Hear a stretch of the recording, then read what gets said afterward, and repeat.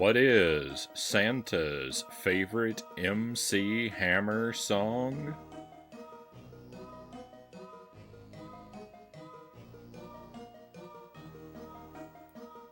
Candy can't touch this.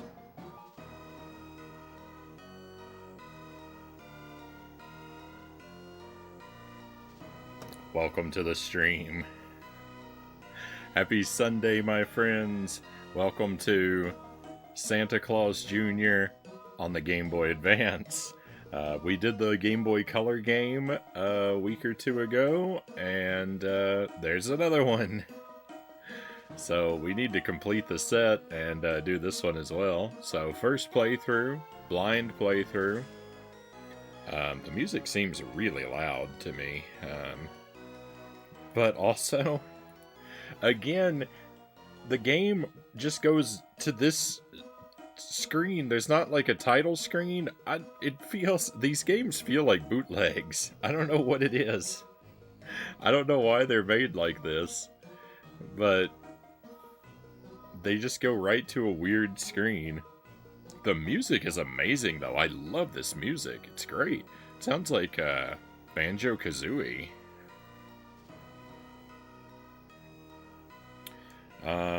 But this will be a first playthrough. It'll be a blind playthrough. Hopefully it'll go well. And if we have a lot of time left over, like more than a half an hour, then we might try a little bit more Die Hard as well. But don't hold your breath for that. We gotta see how this one goes first.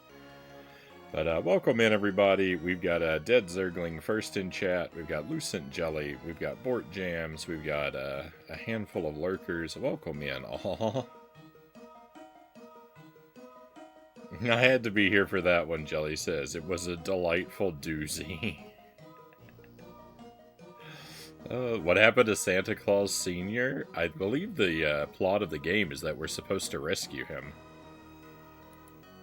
If this is follows the same story as the Game Boy Color version. But let's find out. Let's press some buttons.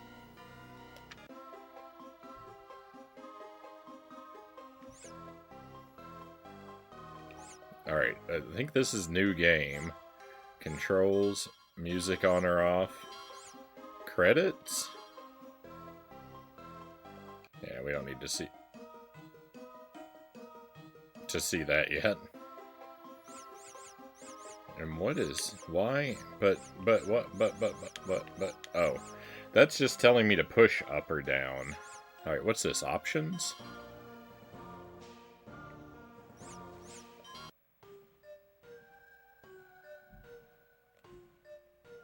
Oh, it's a tutorial.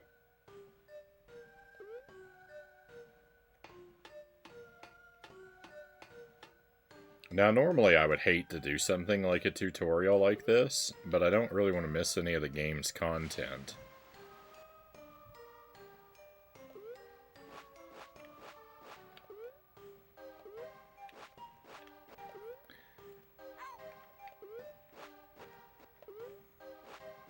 Ooh, these jumps are tight.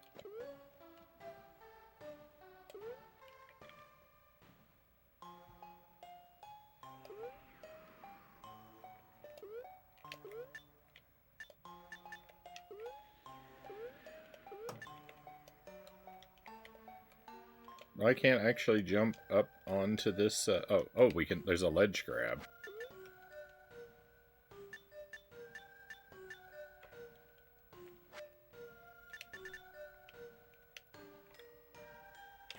Camera move, nice, we can scroll the camera a little bit, not much though. Oh, there's a run.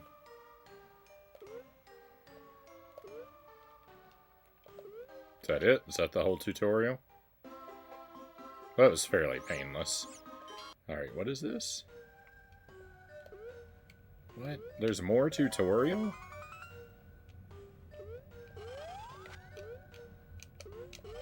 Oh, there's a double jump.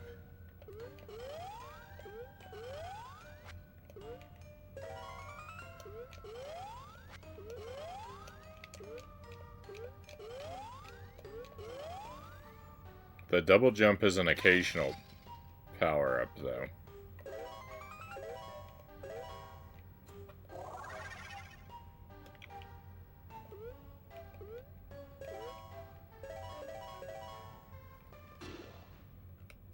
Oh, I see. Oh. This is spoiling everything in the game. I don't know why I continue to do this. So, if we collect the magic, we've got a bunch of different magic abilities. We can restore our own health, we can freeze enemies.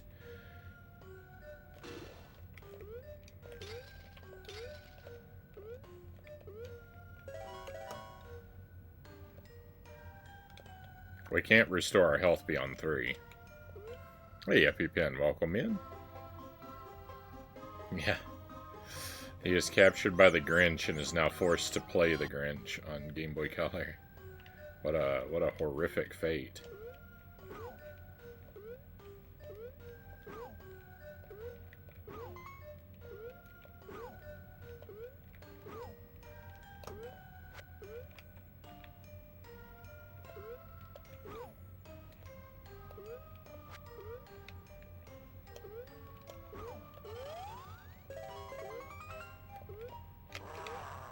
Ah, my double jump didn't work. There we go.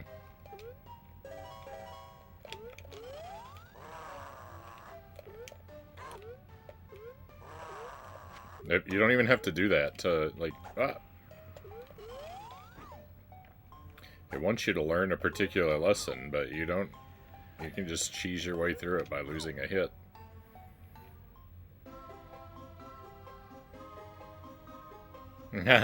Jelly, I think all Frownie wants for Christmas is more Frownie avatars.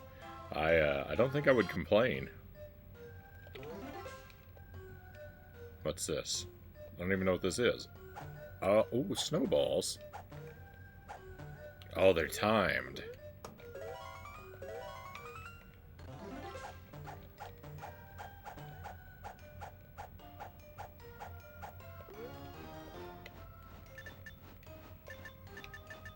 I missed some of the candy canes. Hang on, we can't have that. I'm glad that thing respawned.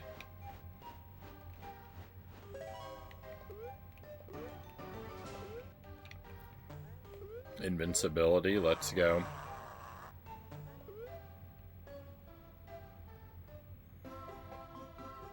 Alright. Well, I wish this had been labeled a tutorial, and because I thought it was options when I went into it, but then once I started doing the tutorial, I had to do the whole thing. Is that it? Can we finally play the game now?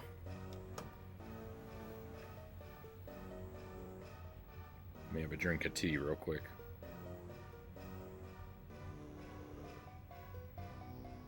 Green tea is my beverage again tonight.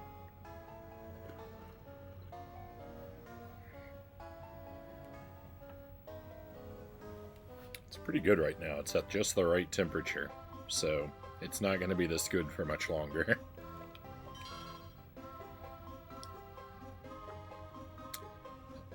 There's a built-in save feature. All right, slot 3. Let's go. Oh, I got to put in a name. Nice. Is there? There's not a parenthesis though. Oh.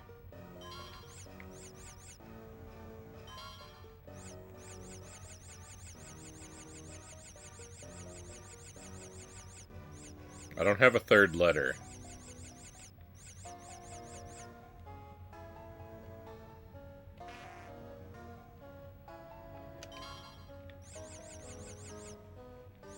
Game, I don't have a third letter. What are you doing?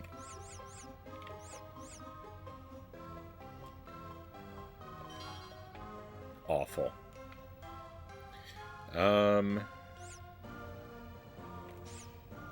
Is this our difficulty selector?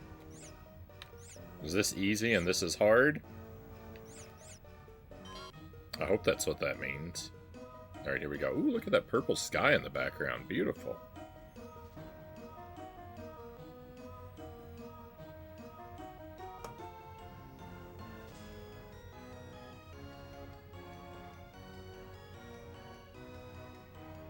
A witch? It is Banjo-Kazooie.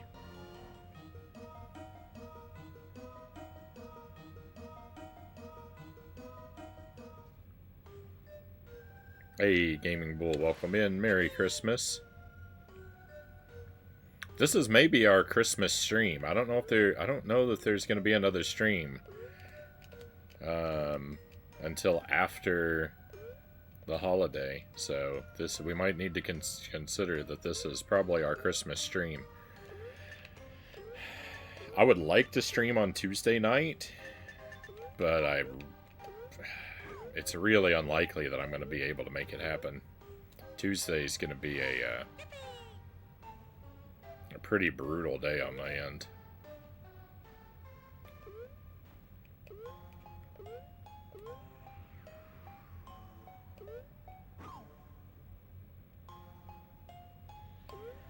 For Jelly, too.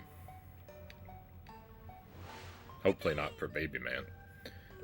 So we just walk around the board delivering presents? Is that it? Need that guy to come back so I can get the candy cane.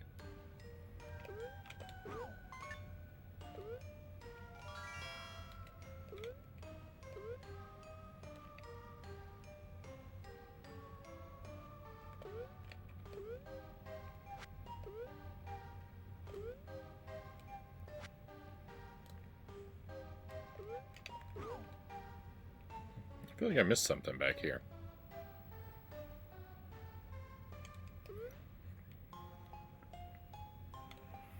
A tutorial level, hidden in a tutorial level, hidden in a tutorial level.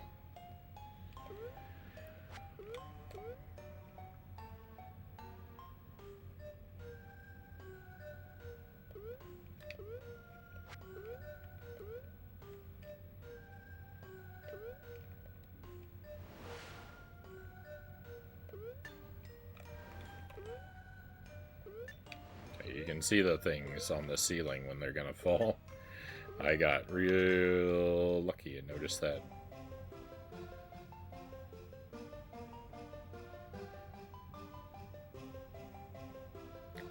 So it looks like Santa's not very impressed with me. I got kind of a sideways thumbs up. I don't think we can redo stages, though. I don't know. What does this mean? Keep playing or save and quit? I think that's what that means. Select to do anything? I don't think so. This is a very slow-paced game so far. I feel like this one's more slow-paced than the other one.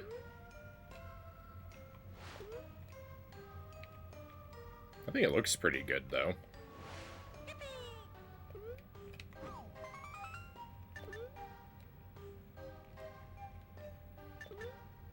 And I think the music is good. I think I was complaining about the music in the Game Boy Color version non-stop. So, like, this is a huge improvement musically.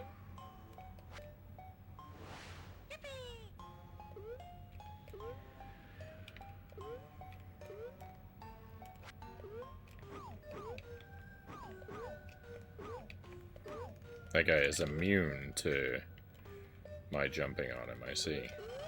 Oh, I have the double jump activated. I didn't even notice. Well, that was scary. Double jump is not Super Ghouls and Ghosts rules. If you're gonna double jump, you have to do it immediately. You can't save it for later in the arc. And also, sometimes it doesn't work.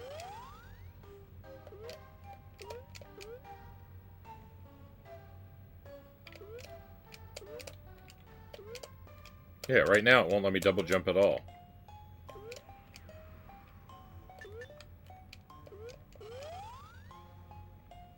I think it's on a timer. Yeah, now I should be able to double jump. When this guy that's flying around with me has like dots over his head, I can't double jump.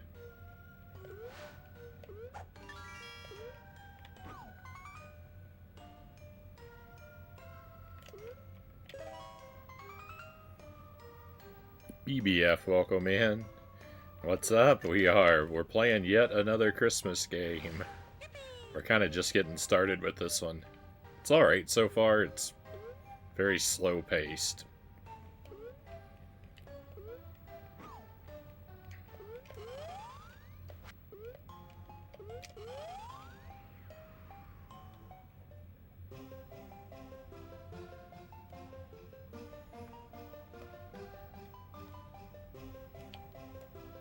Oh, I didn't pay full attention to the timer. So I was supposed to do that in 55 seconds or less to get Santa's approval. So I'm not even close. I mean, it doesn't tell you. It doesn't tell you what the target time is anywhere. So how am I supposed to know? And on my first pass through, there's no way I'm gonna hit those times.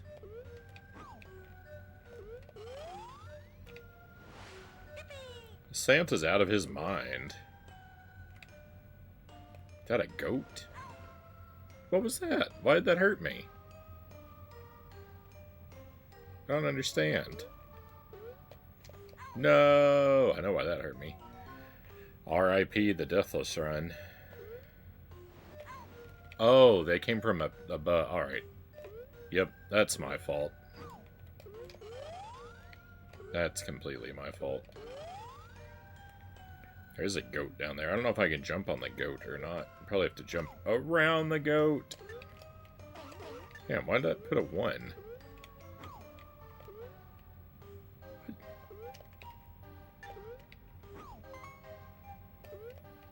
I don't understand this game.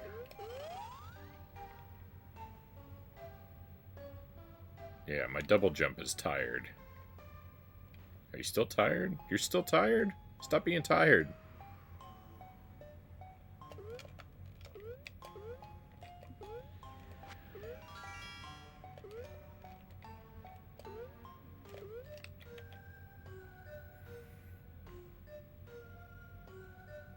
The soundtrack's much more palatable than Bubsy. Yeah, I was watching Nano play Bubsy.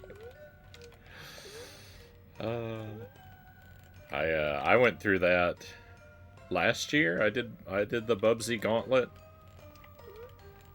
We did Bubsy 1, 2, and 3.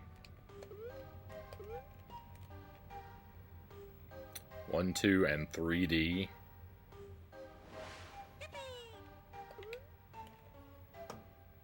Bubsy 1 is awful. Bubsy 2 is a worse game, but it's easier, so it's not as bad. It's kind of weird.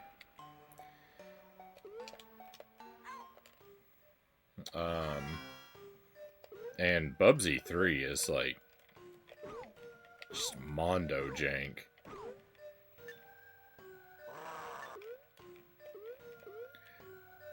I didn't hate Bubsy 3D, though. I should have. Bubsy 3D is terrible, but I kind of, like... I could kind of see, like...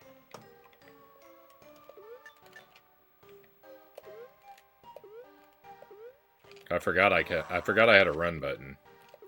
I could kind of see, like, where Bubsy 3D had potential to be a clever game, and...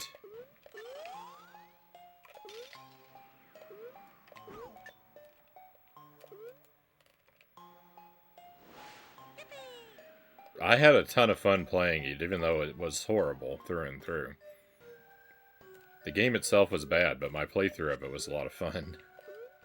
I mean, don't get me wrong, I suffered and was miserable for a lot of it, but I liked it. No, I overshot my jump.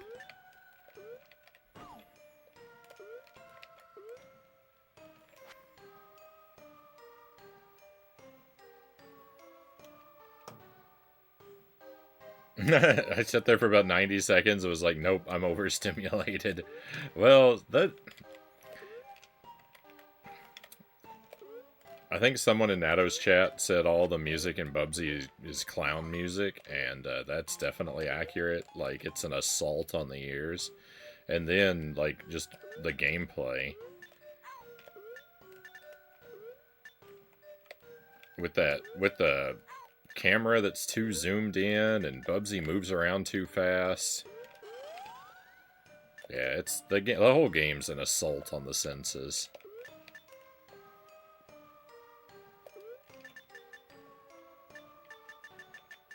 I don't know how you 100% these candy canes. That is wild.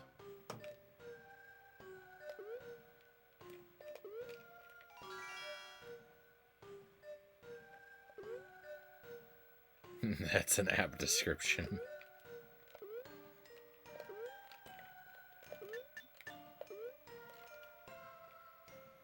This game is a 1,000 times more chill than Bubsy.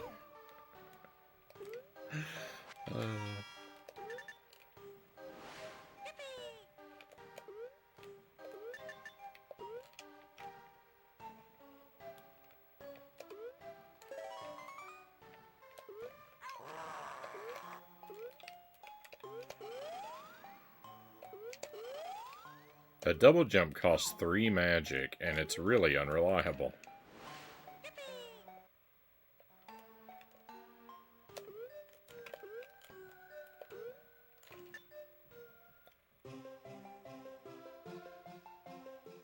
Wait, was that the end of the level?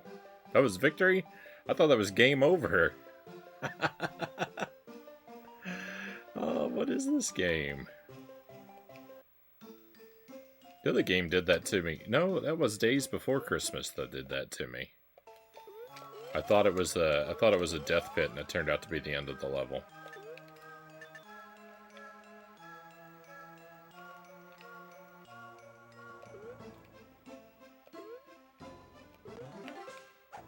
Oh, snowballs!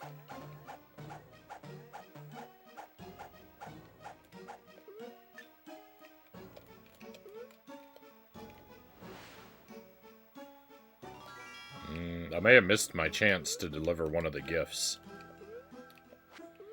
I don't know, this balloon situation.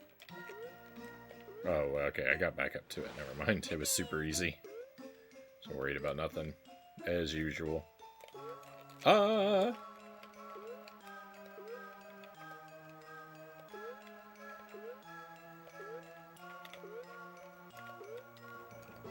Oh, that was...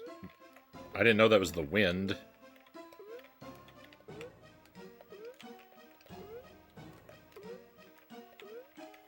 That blue diamond is the wind.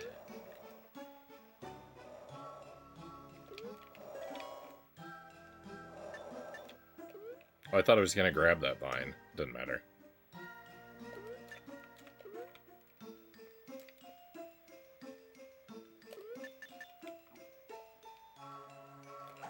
No, but I ducked in the path of the snowball.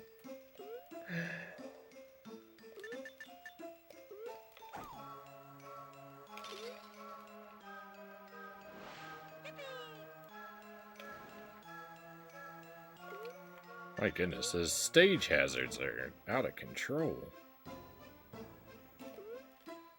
Let's go.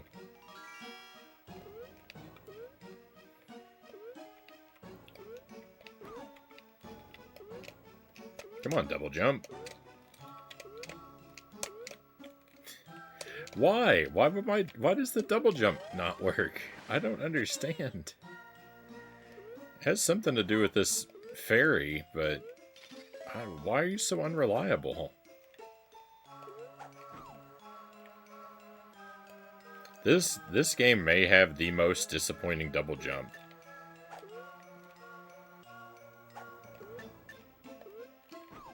And I'm particularly sensitive to a disappointing double jump. Double jump is like my favorite video game ability. If I could have a real-life superpower, like most people would ask for like flight or time manipulation or invisibility, but not me. All I'd want is a double jump.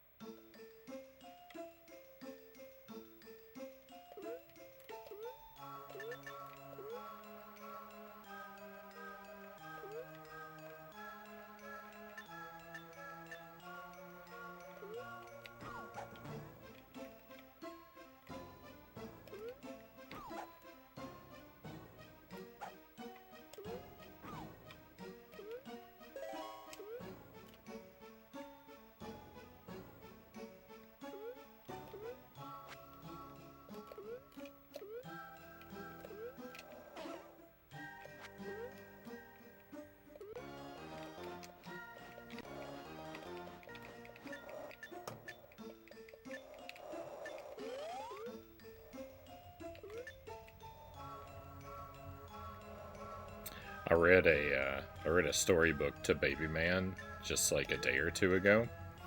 It was called The Goat Parade. This goat reminds me of that. It was not very good.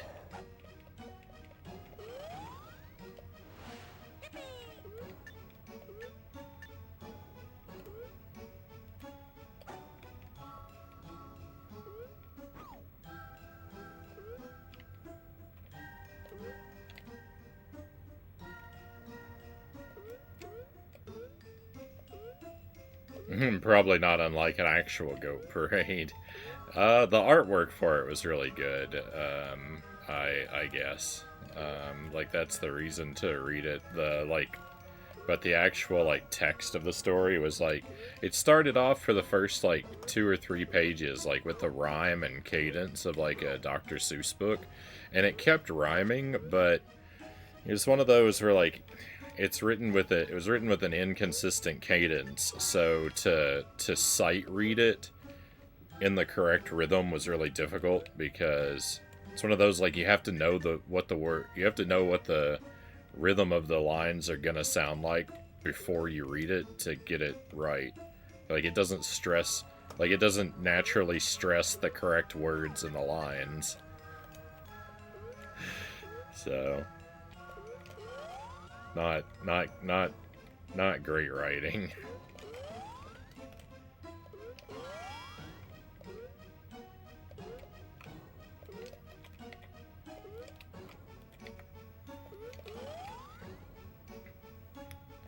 Double jump.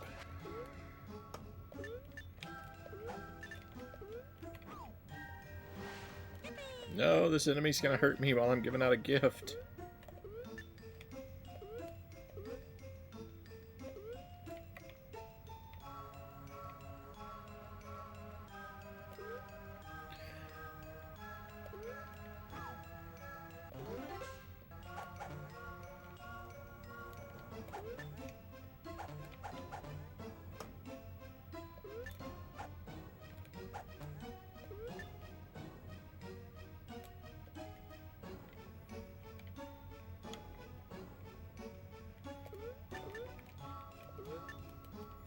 I had a book when I was a kid, like a picture storybook. It was called "There's a Monster Eating My House," and I remember that book fondly. I actually still have my childhood copy of it, but it's pretty ratty, and so I found on eBay a copy of it, like it's basically brand new, even though it's a wicked old book.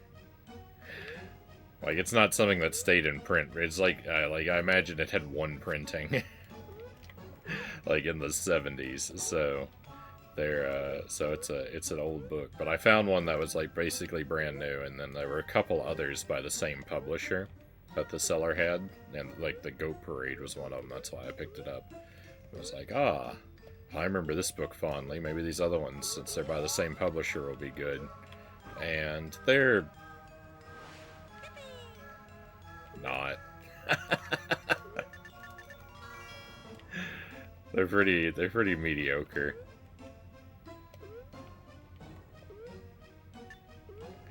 The other one I got is called Benjamin's Balloon, and it's about a little boy, and he blows up a balloon real big, and everyone keeps telling him to stop blowing up the balloon so big, but he doesn't listen. And then it gets like so big that it carries him up into the sky, and he floats around the world and sees a couple different sights, and then he lands back home and everyone's glad he's back. And there's no through line to the story. Like there's no lesson learned or anything achieved. Like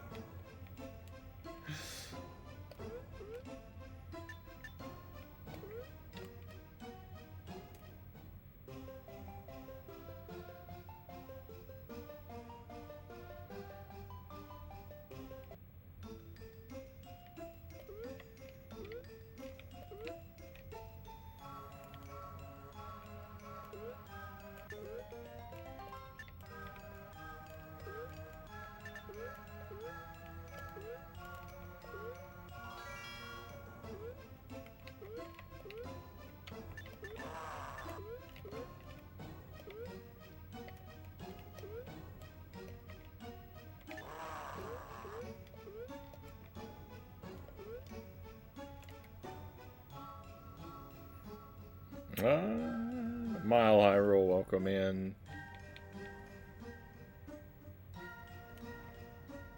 Hope you're doing well, my friend.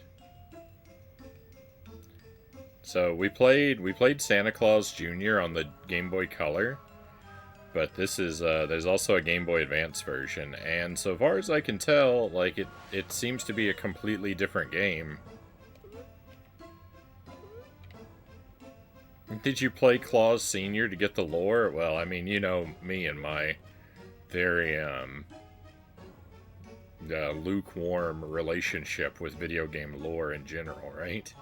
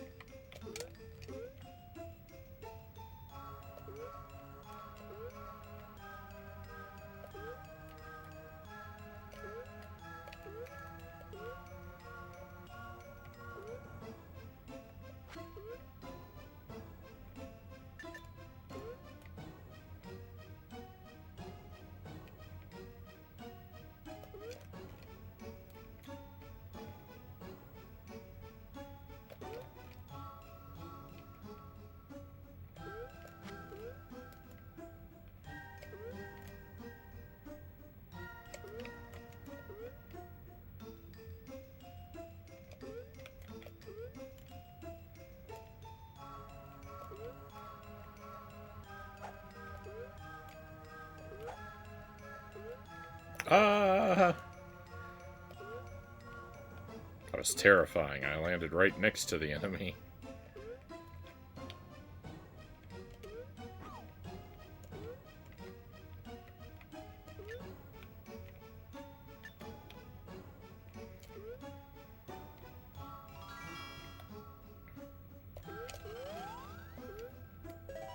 If the game lets you replay stages, I would definitely try to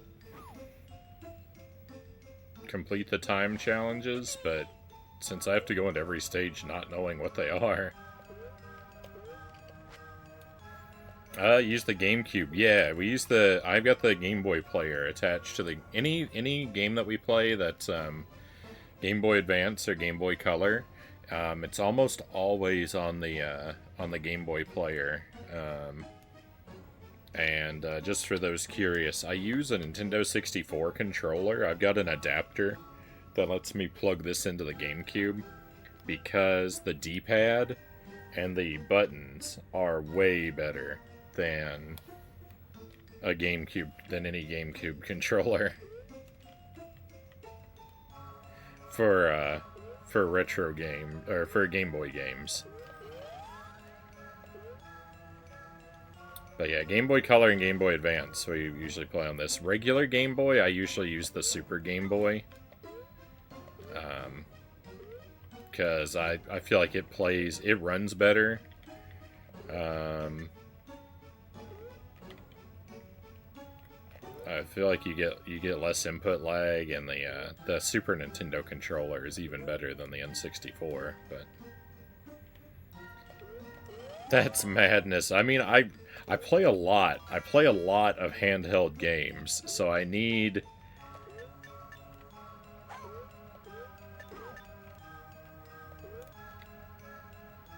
to make sure I have a setup I like. It's definitely worth it.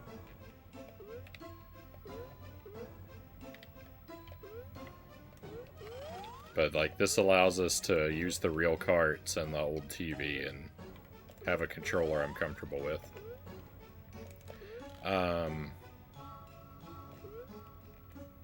I do have some emulators. Built into my Wii. So if I really have to for some reason, then we can use emulation, but I prefer this route.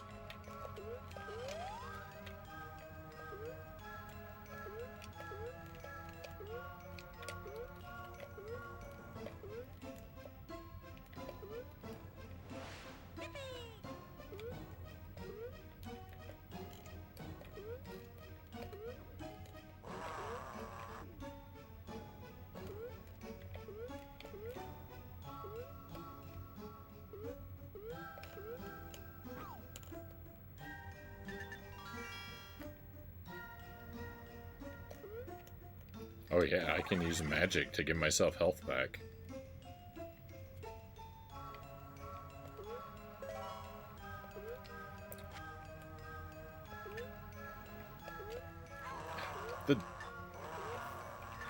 The double jump The double jump never works when I need it to. It works only when it doesn't matter. It's so irritating.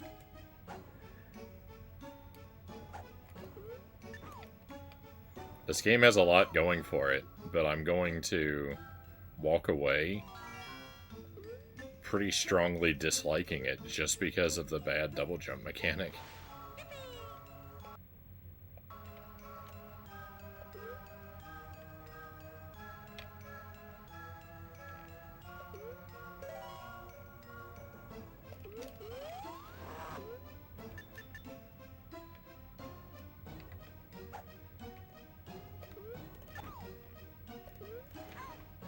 I got hit by the same thing again. Okay, we're at the end of the stage.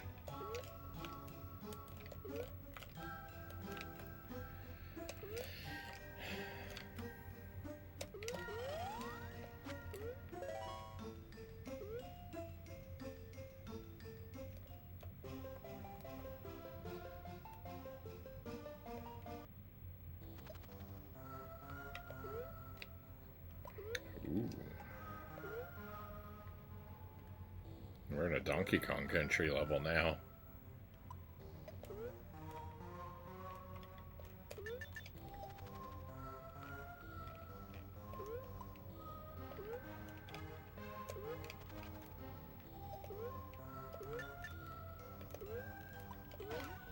No, go away, goat.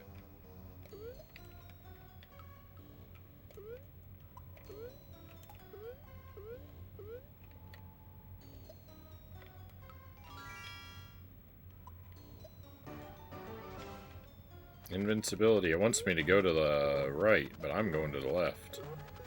You can't stop me.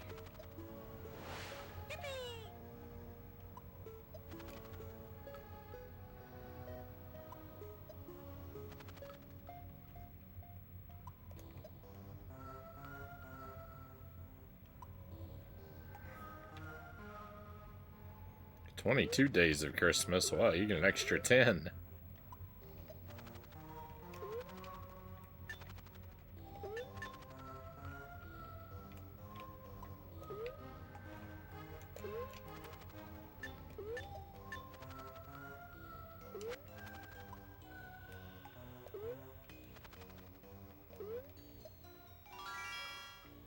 I like that. I kind of like the color palette they went with for this mine level. It looks good. Everything really, like, pops.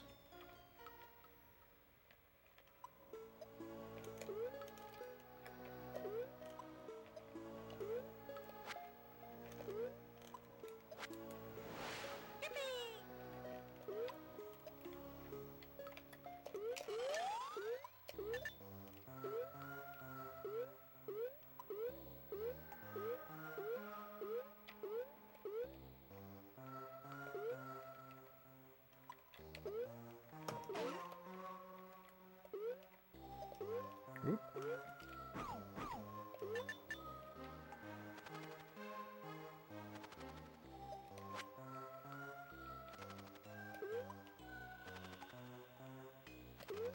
Oh, I didn't see that bat. Oh no. That's what game over looks like. And we restart the stage. Alright, so rip the 1 credit clear, but it looks like continues are unlimited.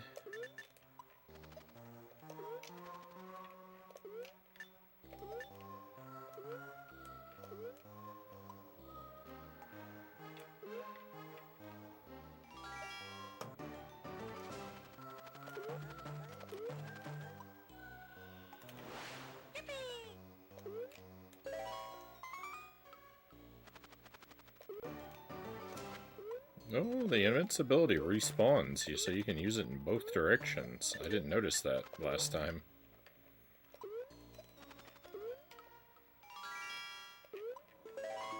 If you pay careful attention when you watch this stream, you will notice that I am very bad at video games.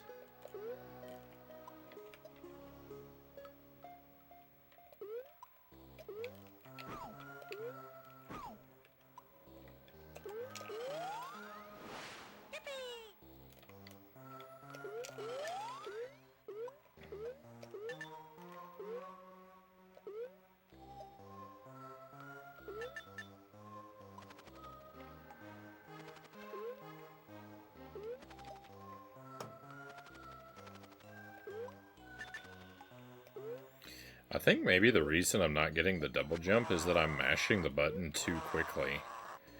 I think, like, the timing for the double jump, I think, is very particular. You have to press the button not too quickly or too slowly. Because you can't use the second jump late into the first jump. You have to decide you want to use it real early on. But also, if you do it too quickly, I think it doesn't read.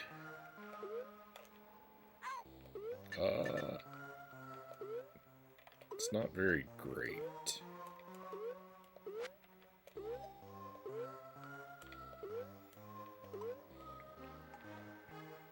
Since it's the double jump is a consumable resource, I don't think there's anywhere where it's mandatory. Except maybe for handing out the presents.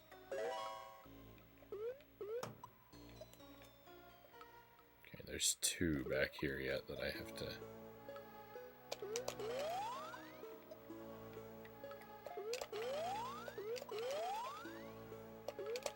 Yeah, okay. Yeah, I just got 3 double jumps in a row, so...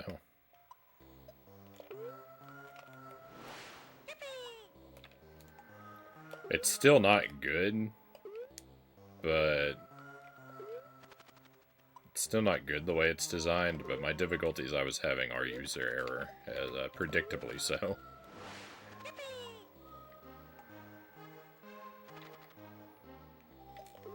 Did I just jump all the way over here? Yeah. Let's go.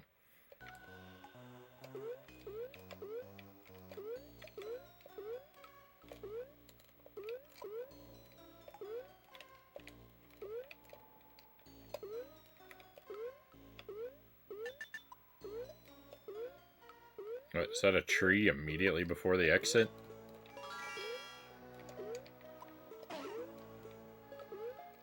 Alright, there's a few enemies. Come back!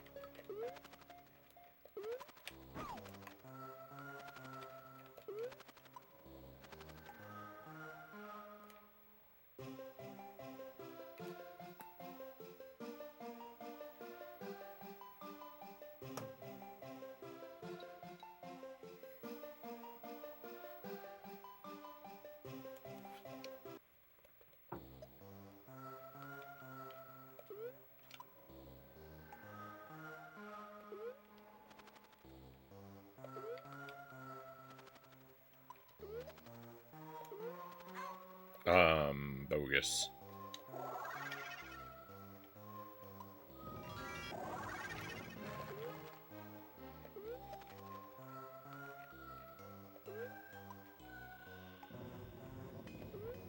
The game doesn't refill your health between stages. So, doing it yourself with the magic is important. I feel like I must have missed a present opportunity.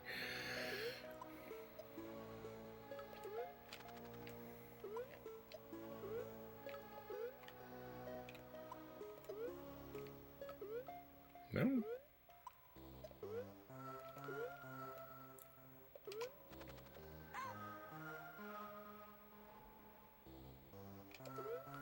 Really surprised the boulders don't respawn.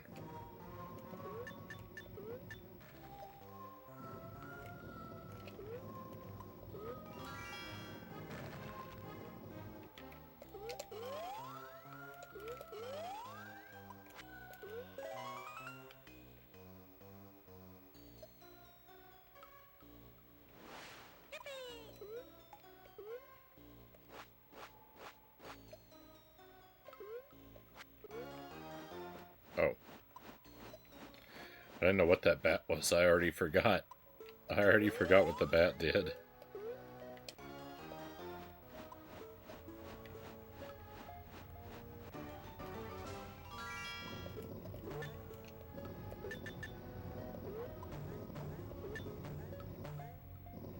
Wow.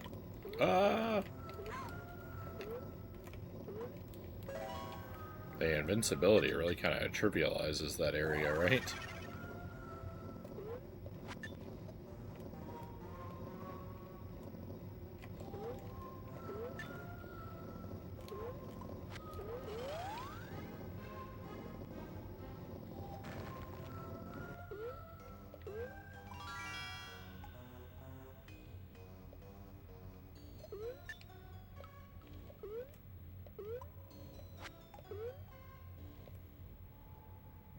Which is the mandatory path and which is the optional path?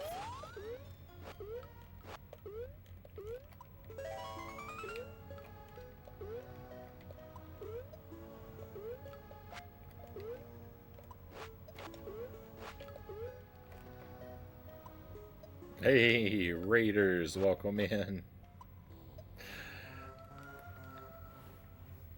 Thank you for joining us. Merry Christmas, everybody. Natto, thank you very much for the raid. Transcon, thank you for coming along. Dire Wolf, thank you for coming along. How did you do? Natto?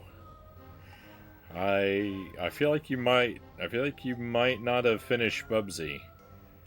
Based on when I left the stream and what time it is now, I don't think you had enough time. Bubsy is terrible. Think of how much fun you could be having if you weren't using passwords, Natto.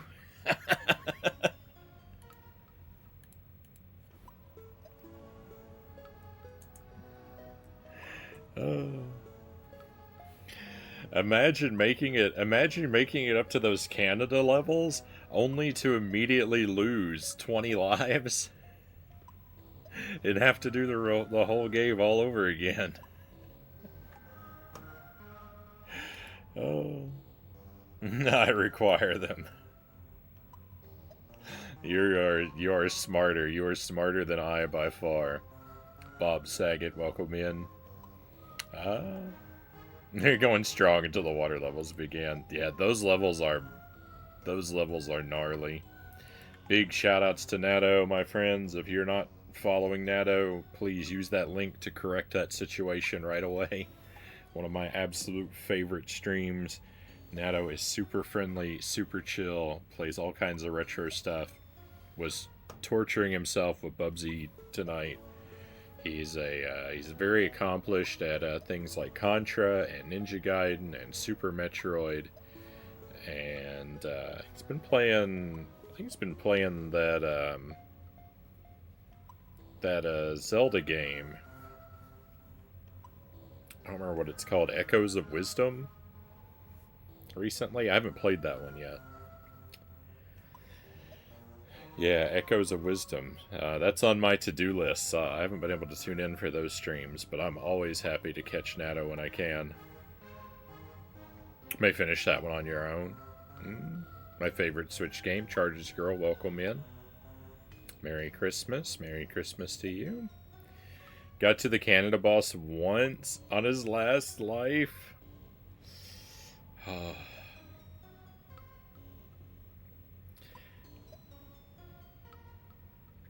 There are parts of Bubsy I want to talk about, but I'm not going to give anything away.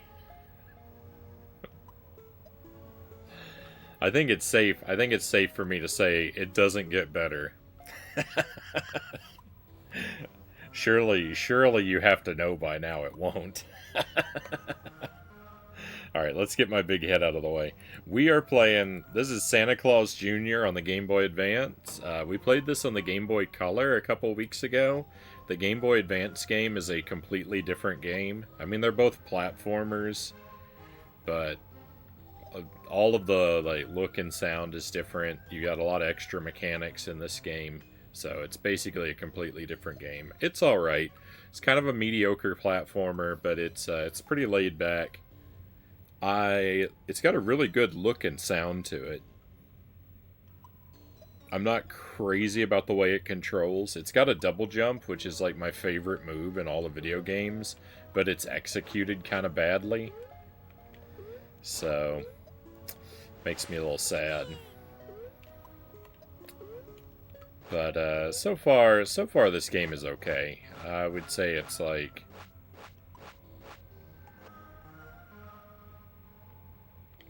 a 5 out of 7 so far.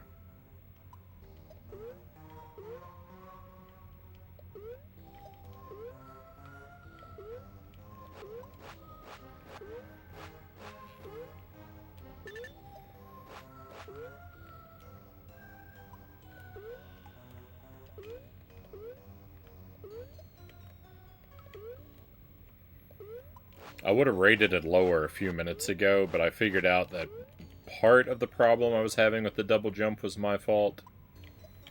It's still badly implemented, but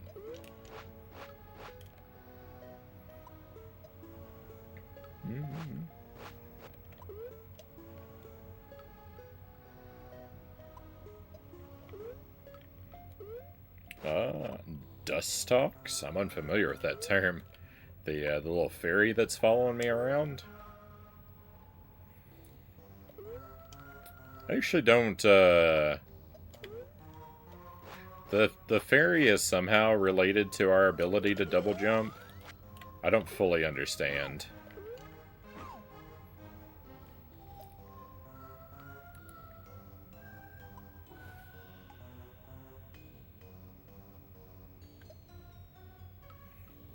Mediocre platformer, you say? That sounds... Mediocre platformer, you say? That sounds familiar.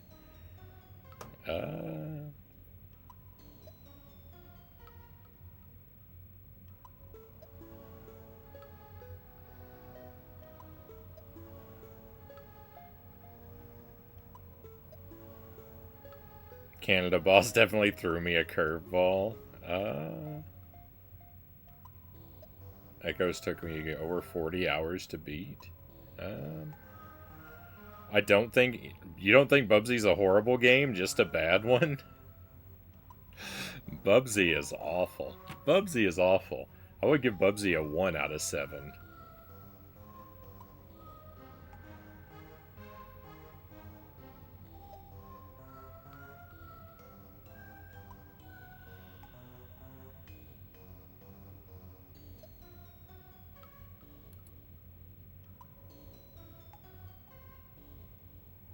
Did you see that Fear Factor is coming back with Johnny Knoxville? I can't say I did. I never watched Fear Factor. Like, I've seen a few clips of it. I understand the general idea, but it wasn't anything I ever got into or followed.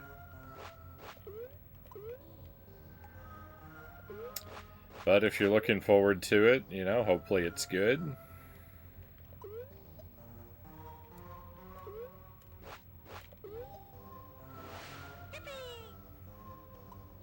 It's a moth Pokemon. It's kind of got the opposite color scheme.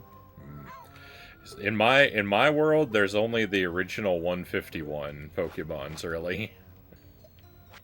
I never escaped Gen 1.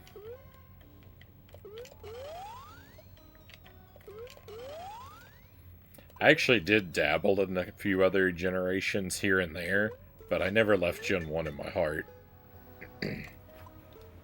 No, well, you do like jank. Oh, another raid. Hey, Sots, welcome in. Thank you for the raid. Enigma, welcome in. Hope you had a great stream tonight. Shoutouts to Sots. We just had Natto join us. And we have another raid back to back. More Okami tonight. Right on. Ah, I want to play that. Hope it's going well.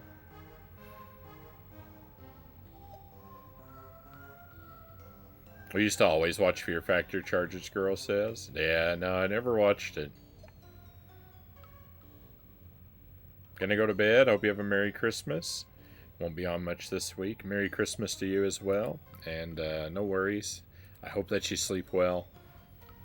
And we'll see you again. I might not be streaming again until after Christmas myself. There's a slim chance I might stream on Tuesday night, but I think it's pretty unlikely. I don't want to commit to saying I'm not because I really want to and I want to keep the hope alive, but if I'm being honest with myself, I think it's very unlikely.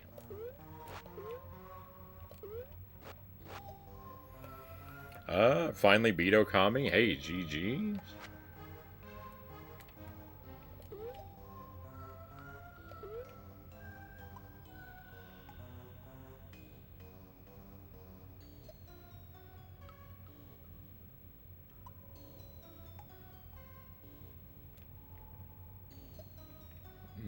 And a good New Year's to you as well.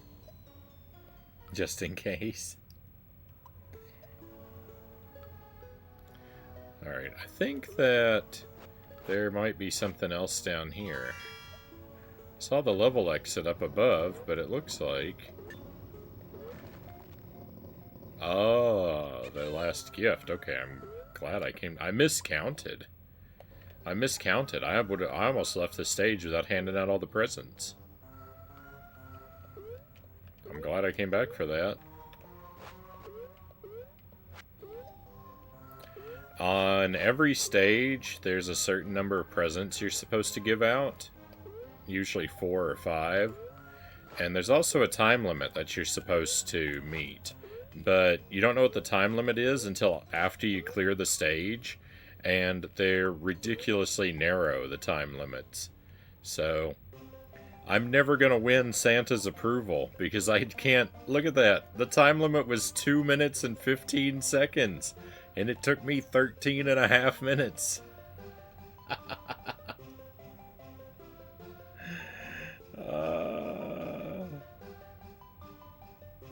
I'm assuming you're saving Christmas in this game. Yeah, I didn't really understand the story. There's a witch.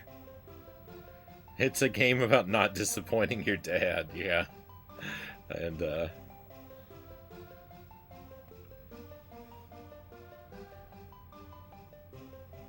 Unfortunately, he is not an easy man to please.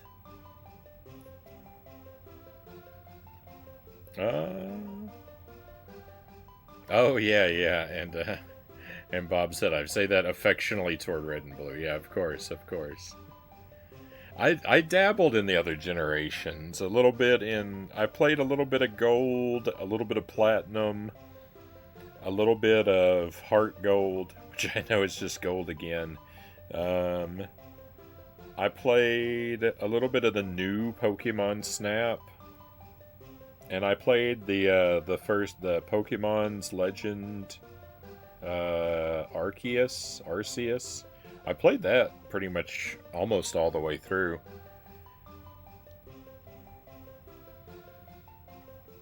I got to I think I got as far as you can get without completing your Pokedex in that game. So I have dabbled in a few other generations, but none of them won my heart like Blue did.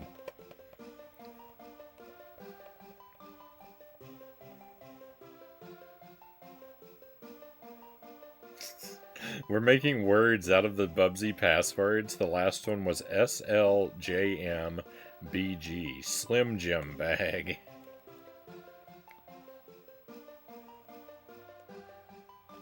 I approve.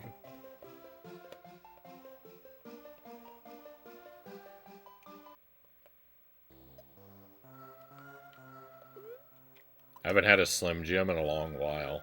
I really like them, though.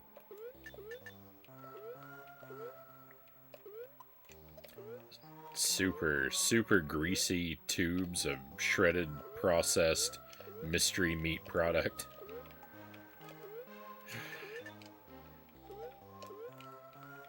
I think every time you eat a Slim Jim, you lose a week off of the end of your life, but...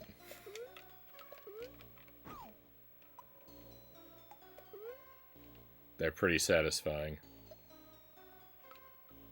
Slim Jims are banned for me, Zergling says. Give me a headache whenever I have one. I wonder why that is.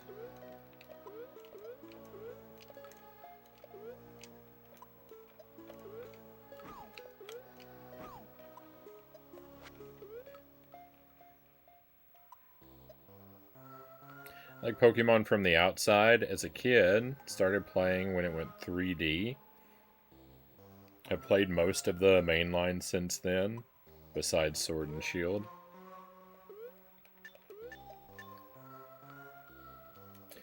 I played Pokemon Blue. It was like when it was new and there was all the like craze around it. And the thing was, like, I didn't know going into the game, like, what it was going to be like. I didn't know it was going to be an RPG with, like, turn-based battling. From the advertisements and the gotta catch 'em all slogan, I misinterpreted what Pokemon was. And I thought Pokemon was going to be like Ape Escape, where I thought it was an adventure game. And I thought that the 151 Pokemon were not 151 species of animals. Like, I thought they were 151 unique beings, where there is only one of each. Like, I thought only one Pikachu existed in the universe. Only one Squirtle. And that the point of the game was to travel around finding and capturing these creatures, like in like Ape Escape kind of thing. So I definitely did not get the game that I expected when I played it, but it still managed to capture my heart anyway.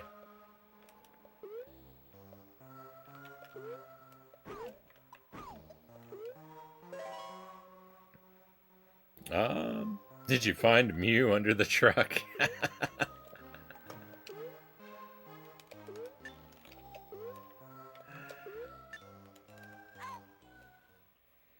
I don't know if I ever ended up with a Mew. I definitely had a missing no.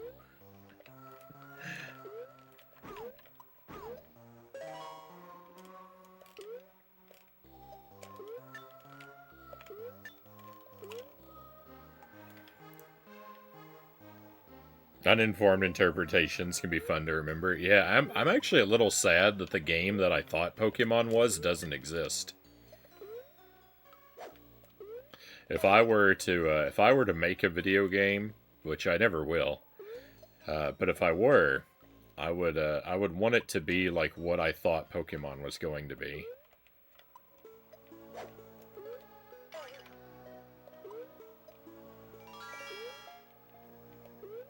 That would be the game I would make. I did play Gold after Blue, kind of, but I didn't really play Gold because all I did was transfer my team from Blue over as soon as I possibly could and just steamroll the game. So I didn't really get the experience of playing it.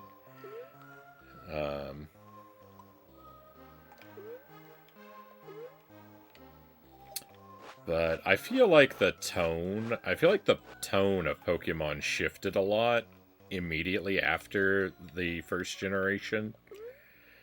Like, one of the things that I like about Gen 1, and why, like, my memories of it are, like, very nostalgic, is I like that Pokemon Gen 1... Welcome in, Pokemons. Speaking of Pokemons, I like that Gen 1 had a very, like, tech and science tone to it. And it had a lot of, like, early internet optimism. And I really like the science vibe of Gen 1. And it seems like that was immediately discarded. After Gen 1, that was immediately discarded for a whole bunch of, like, mysticism. And, like, I really don't care about, like, the spiritual tone mixed into Pokemon immediately after that. And not just mixed in, but, like, overwhelmingly, like, dominating it.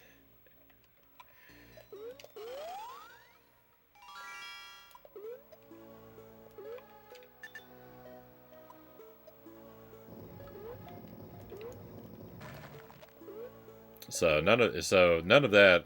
It just immediately didn't appeal to me. It doesn't appeal to me any longer.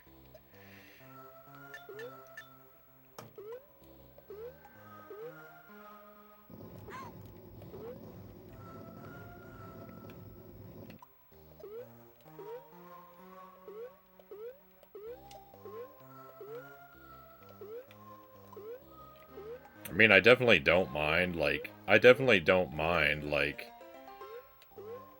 you know, like, mystical, magical, spiritual elements and stuff like that in a fantasy RPG, but that kind of stuff really wasn't at the forefront of Pokemon in Gen 1, and then it just, I don't know, it just kind of lost its tone for what it was.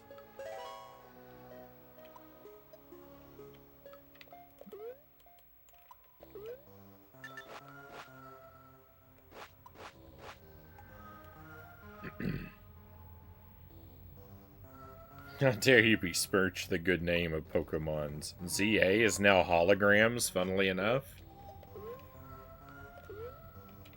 I haven't looked into ZA at all. I enjoyed Arceus well enough while I played it. The story was completely obnoxious, and it was just completely obnoxious trash I couldn't have cared less for. But like the moment-to-moment gameplay, I had a lot of fun while I was playing it. But it is a game that I think more and more poorly of the more time goes by, because I remember the elements of it I don't like more clearly than the things I did like about it.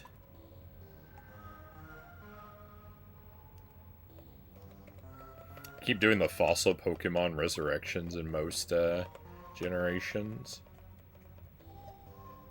I'm perturbed, absolutely confounded, and am I using uncommon big words enough for you?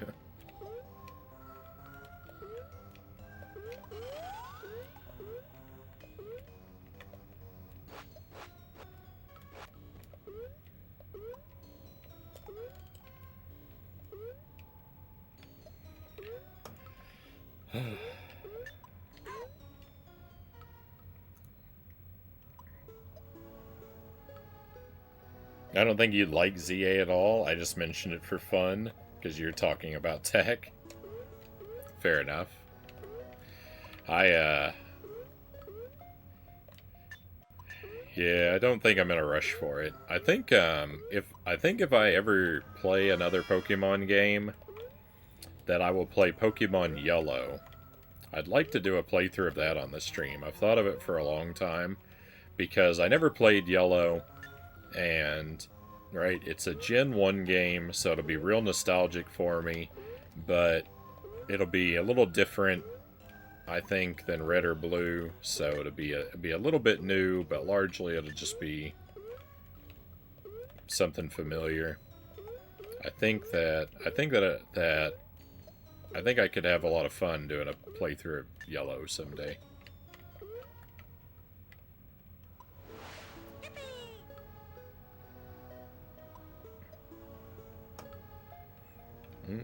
Everyone before XY is challenging. They got stupidly easy in XY with XY.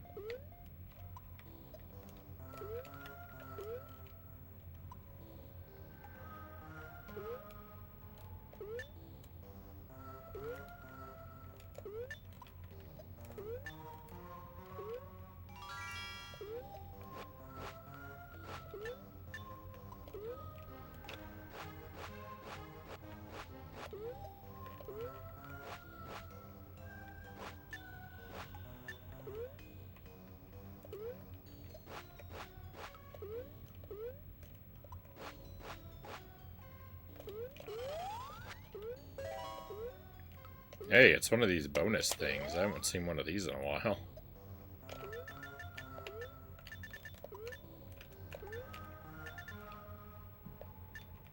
Oh no. Did that lose a life? No, thank goodness.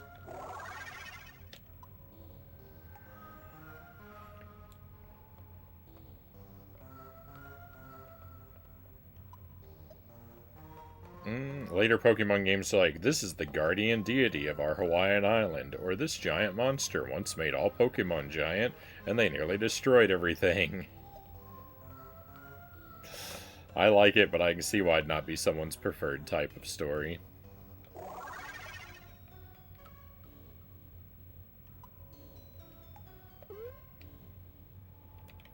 My hair grows way too fast, Pokemon says. It's been 4 days of no shaving, and I have a full beard.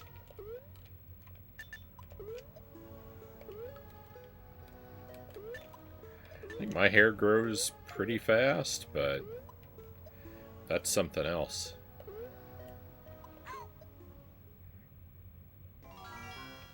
That's like it's like an X-Men ability.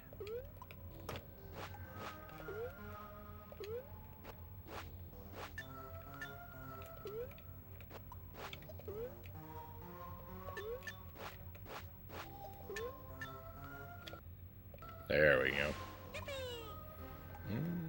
Hey, thank you for the lurk, Bob. Much appreciated.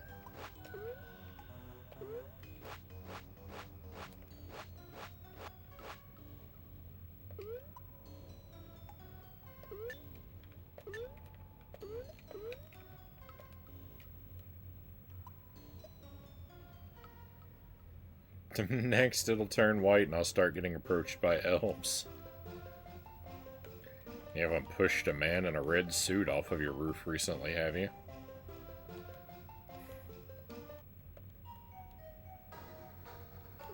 Hey, we made it to a different level theme. My immediate thought is I like it less. I think the mines are more interesting than the construction zone, but we'll see. I jump on this? Okay, thank goodness. That looked intimidating. What?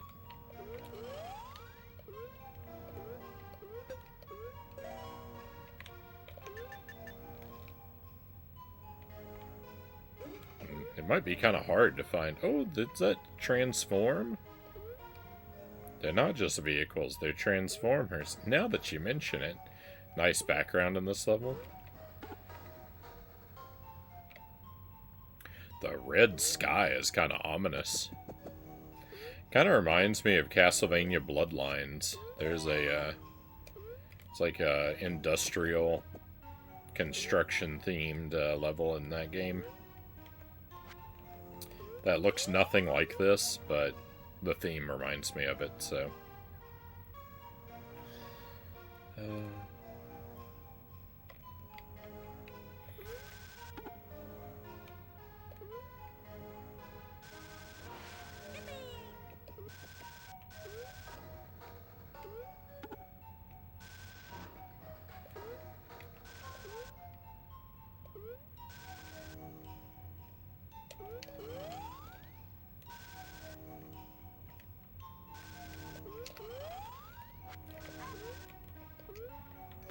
Rude.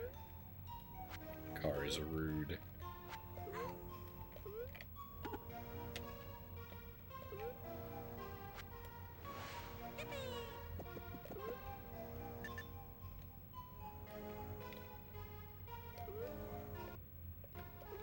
Oh, I still have 6 presents to hand out?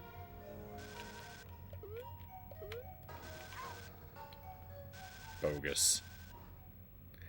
Bogus. I was trying to jump on that guy.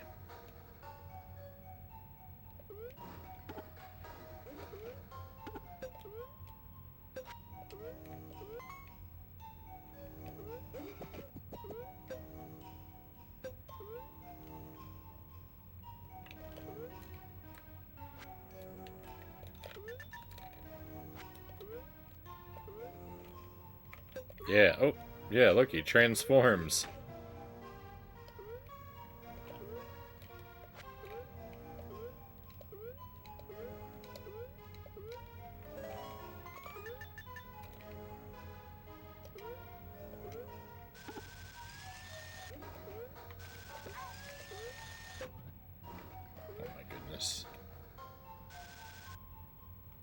Go away, car.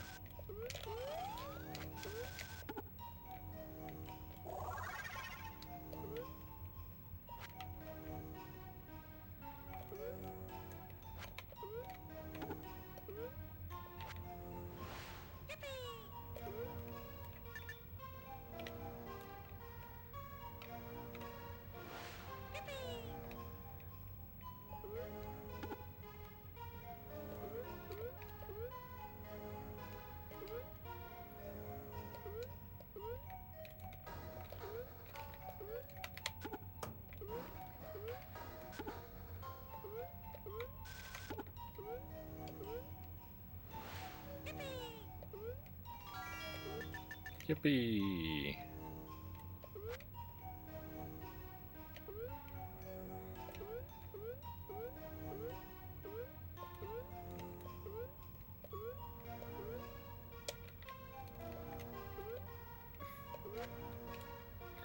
I can't seem to get the timing right here. There we go.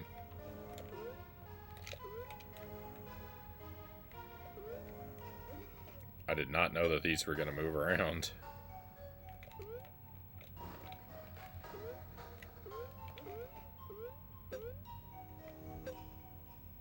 Is this good? Am I going the right way? Hey, VHS, good to see you. Nice hat. Hey, thank you.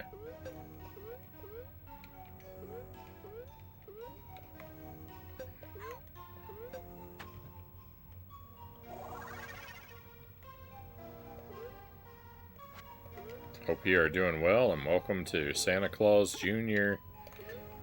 Game Boy Advance Edition. It's a pretty alright game. It's, kind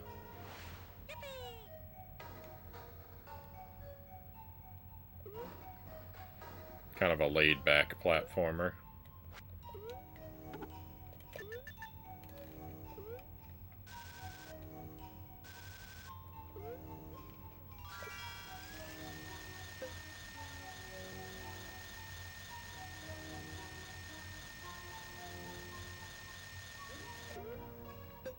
I don't like the noise that thing makes.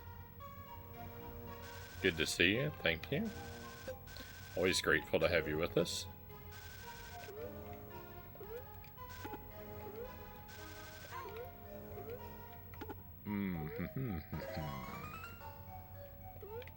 Car is treating me poorly.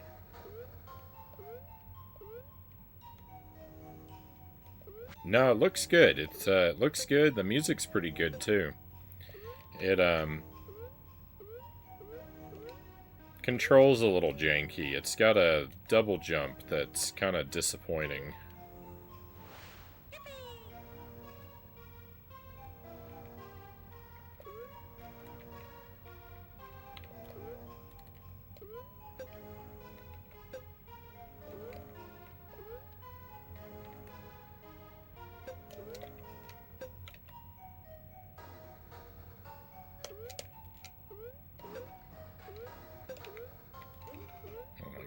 Timing this is going to be tough.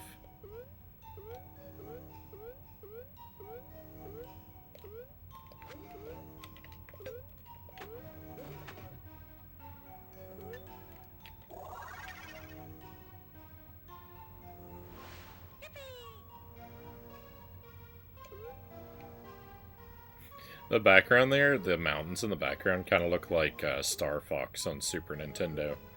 They look very low poly.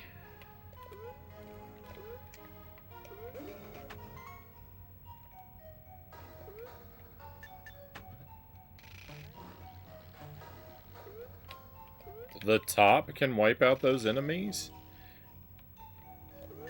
That's convenient.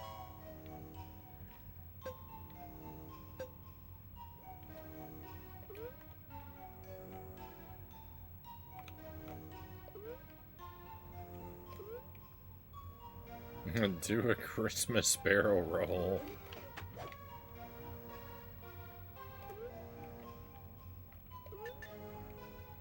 It's like a regular barrel roll, except the barrel's full of eggnog.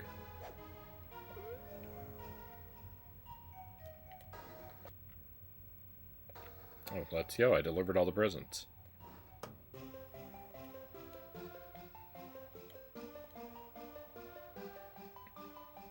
It might be silly, but it would have been funny if you wore a Santa beard for a couple streams this month.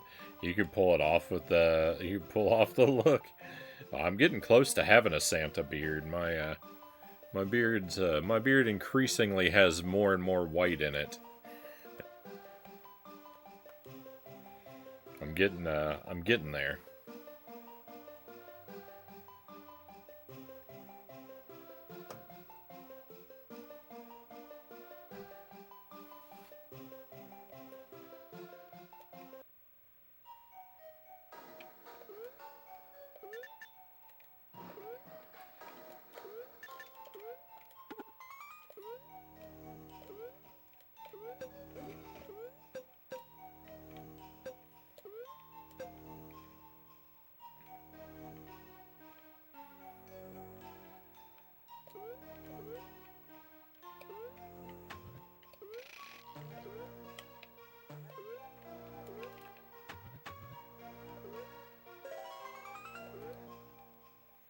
I really like eggnog. I have yet to have any of it this year, though.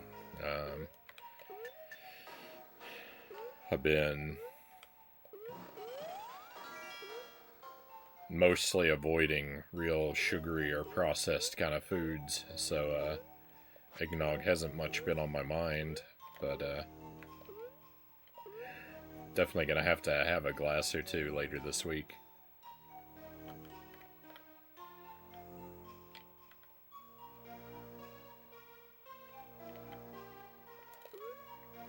Leap of faith.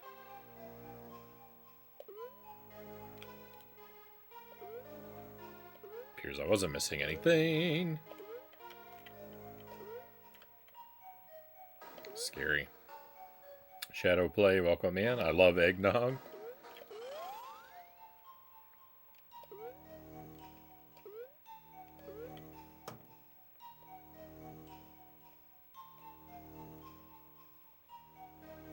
I have a few snowflakes on my chin too. I earned them, VHS says. I have a very extensive collection of Santa hats, but I don't actually own a Santa beard. Maybe I should invest in one, but like I said, I'm kind of almost on my way to having a natural one, so maybe I should, on the other hand, maybe I should just, wait. Hopefully I have some for Christmas. Didn't get much on Thanksgiving. Yeah, I haven't had any this year at all. But definitely going to make a point to have some. We'll probably be seeing Jelly's family. They usually have eggnog for Christmas, so I'm pretty sure I'll have an opportunity. Jelly's dad makes homemade eggnog sometimes.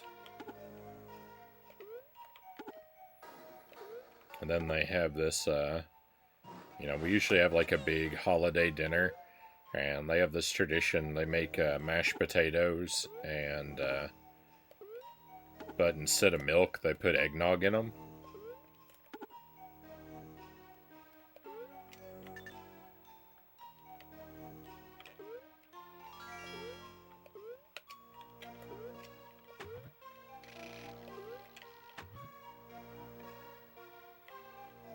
That sounds interesting.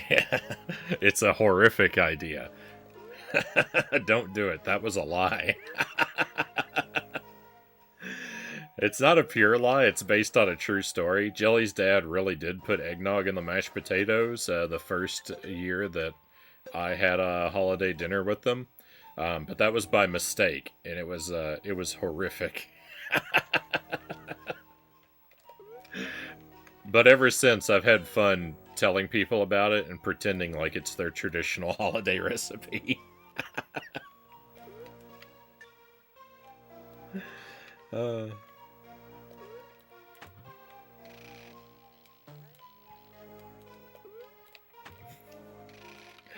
took a while. It took a while to figure out what had gone wrong. We were eating those potatoes and we were like, whoa, something's not right. Something's not right. We couldn't figure out what it was, but eventually we did. And yeah, not a Christmas has gone by without someone reminding him of that blunder.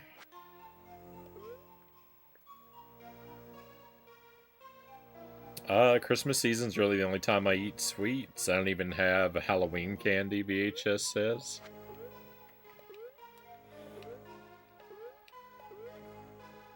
I didn't have much. I didn't have much Halloween candy, but around Thanksgiving I had a bit of candy.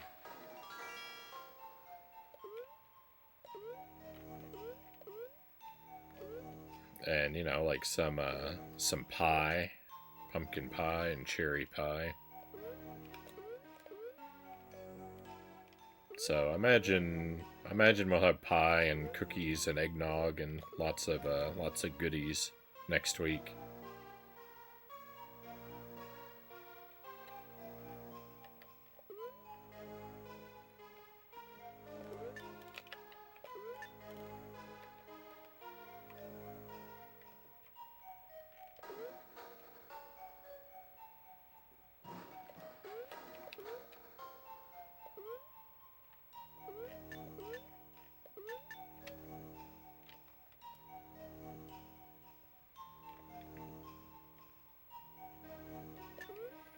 I don't plan to like make a huge effort to like make up for lost time by eating everything I see, but I also I also plan to just not really pay attention to or think too much about what I eat next week,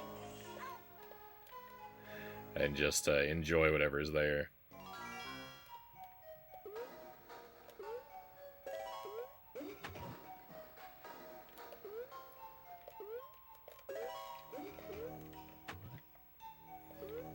Lemon meringue pie is good too. Pumpkin and apple are my favorite holiday pies. I mean, it's hard to pick a favorite.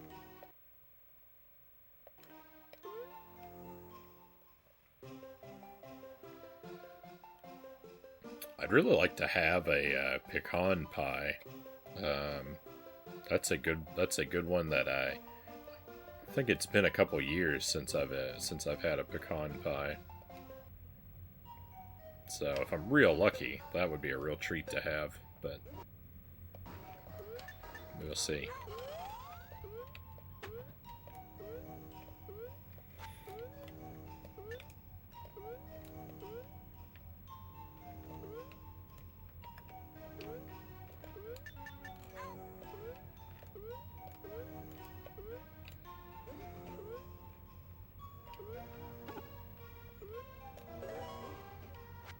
I was hoping to make some cookies. I was hoping, not a holiday pie, but cherry is my favorite. We usually have cherry pie at Thanksgiving because it's my dad's favorite. And you know, I won't turn down a slice.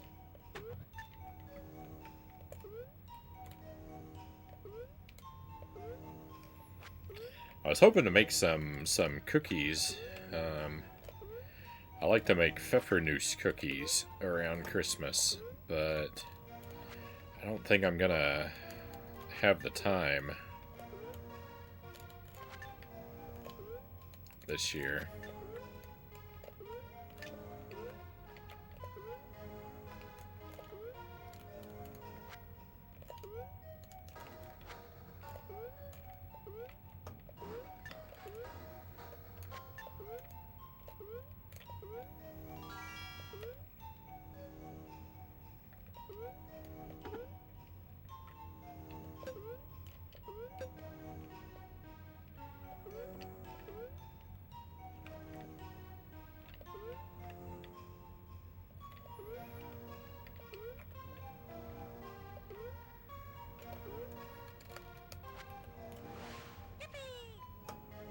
We made some rhubarb crumble as a treat. Jelly really likes that.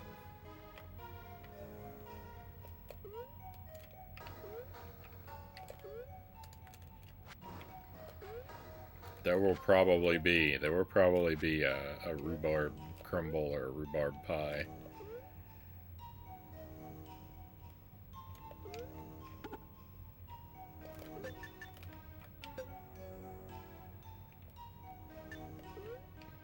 At our holiday table.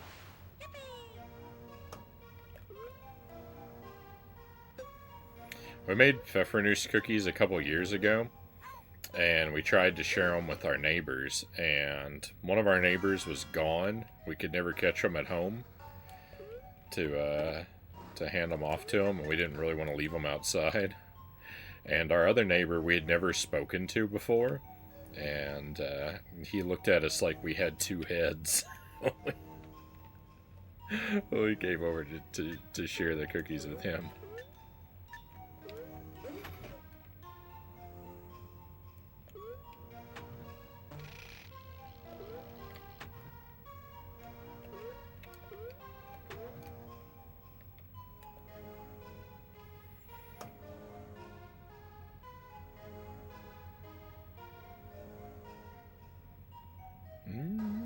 Someone broke into my house.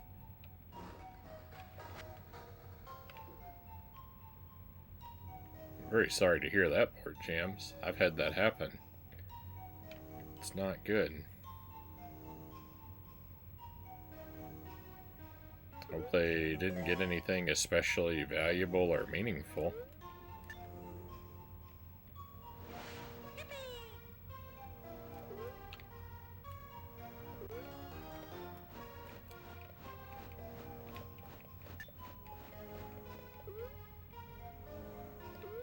It was 3 days ago?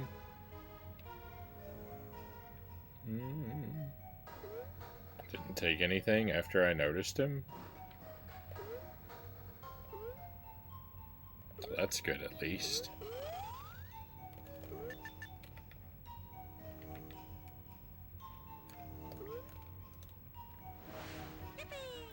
Our home got burglarized several years ago when we lived in Houston.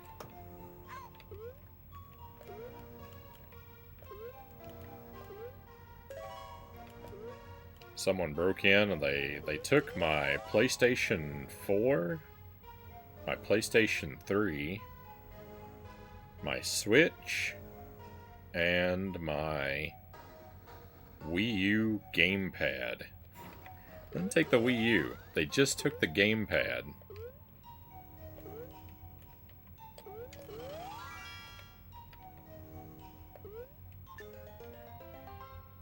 I think that's everything they took.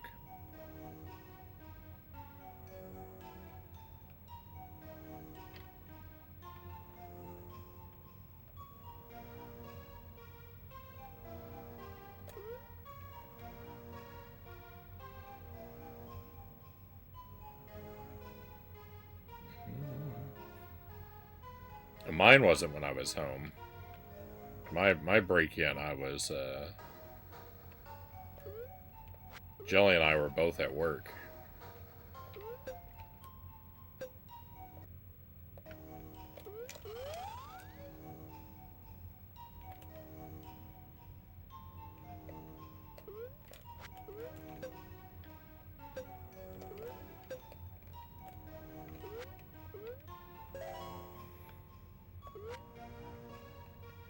The only one home was our dog when our home got burglarized.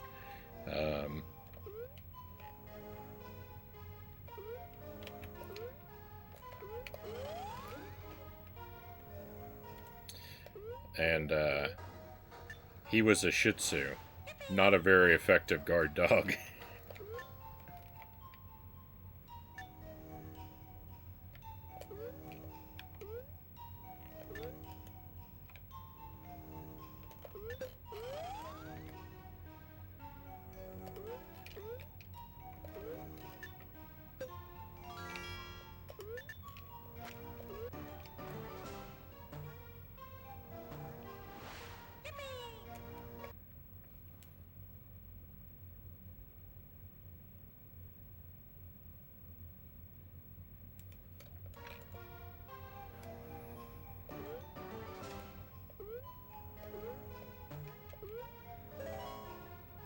Hey, Fall Taco, good to see you. Welcome in. Welcome to Santa Claus Jr. Game Boy Advance Edition.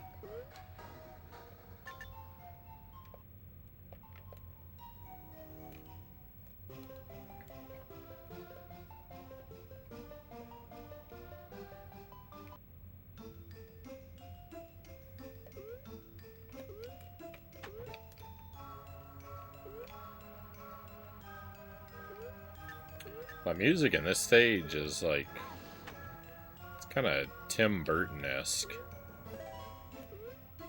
Or, well, I guess that would be Danny Elfman-esque.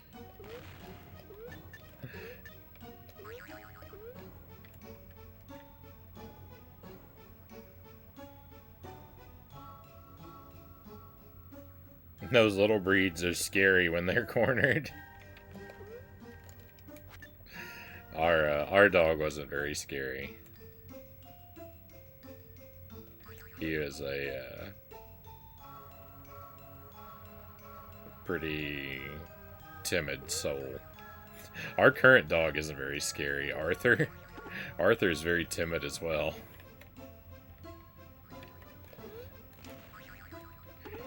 He's very friendly, but he's very shy.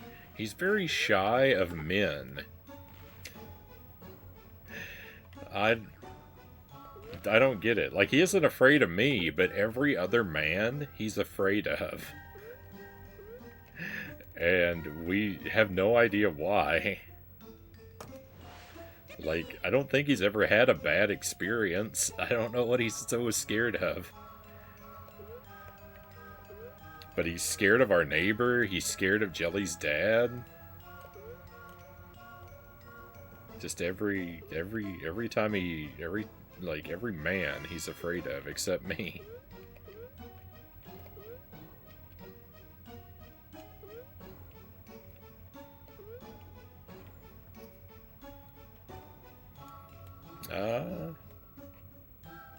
Yeah, it's very weird. It's very weird. He's not afraid, like, he's not afraid of Jelly's mom. Or her grandma.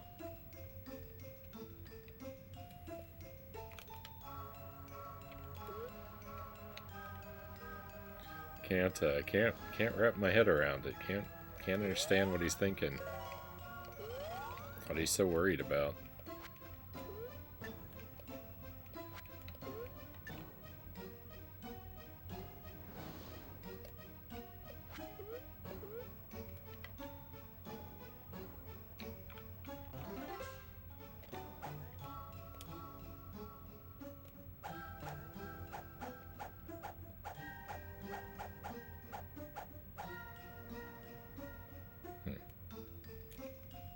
They had to not use those for their intended purpose. My aunt once had a Jack Russell, scariest dog I ever met. Yeah, you know what? My parents had a dog, had a real little dog when I was real young too. That was pretty scary. I don't know what kind of dog it was. It had to be mixed with something because it was like a black lab mixed with something else. It was real vicious. It was a Rosebud. I don't know what happened. I don't know what happened to Rosebud. We only had that dog until I was like 3 or 4.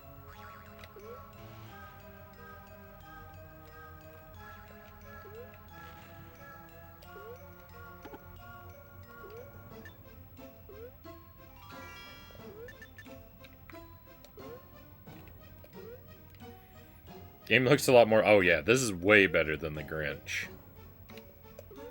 That Grinch game was pretty miserable. I'd give that game like a 1 out of 7.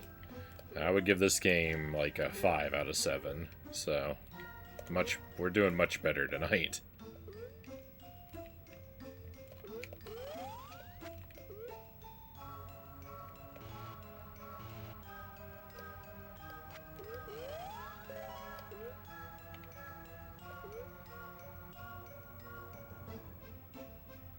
This game looks good. It sounds good. It just, the double jump mechanic is really annoying. You have an ability to double jump, but it's real picky about the input timing, and it's obnoxious. It's real easy to miss your double jumps. I don't like the way the double jump is timed.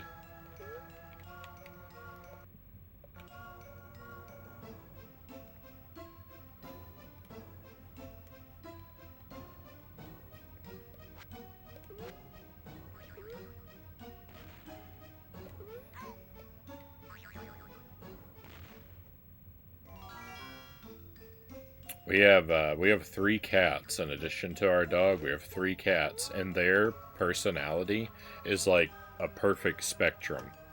We've got Khaki, who is fearless.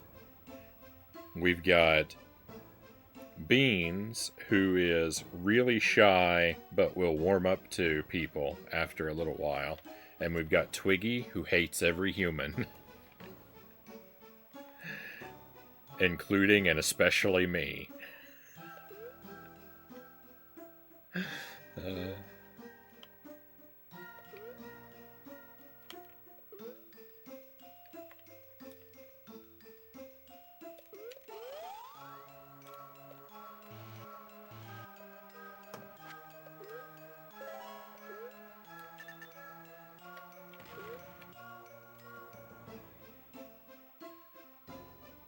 I'm going to be getting to bed. Best to you and the family. Hey, thank you, Dire Wolf.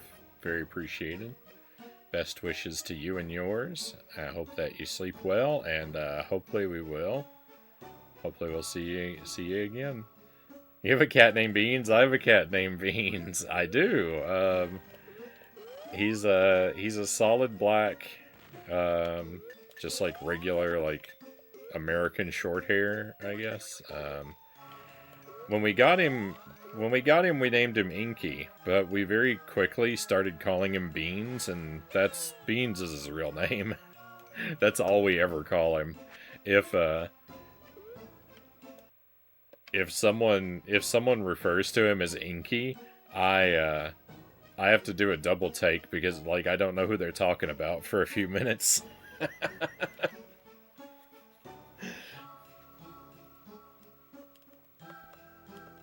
Hey, EpiPen, thank you for the sub. Very appreciated, very kind of you. 18 months. Let me see, that's almost a year.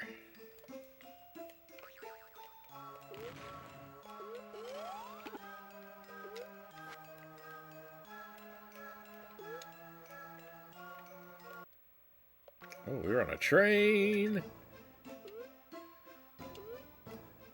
Oh.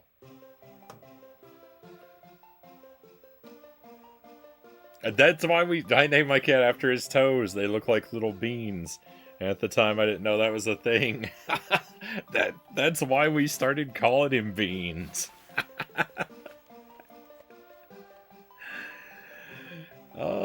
We called him because when we got him, we named him Inky, but we started calling him Bean Toes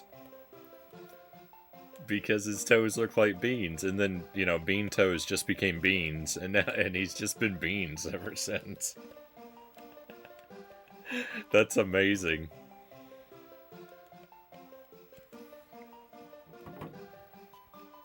Khaki and Twiggy both came with their names when we got them from a shelter, and that's what they were called at the shelter, and those names just stuck. We don't call them anything else.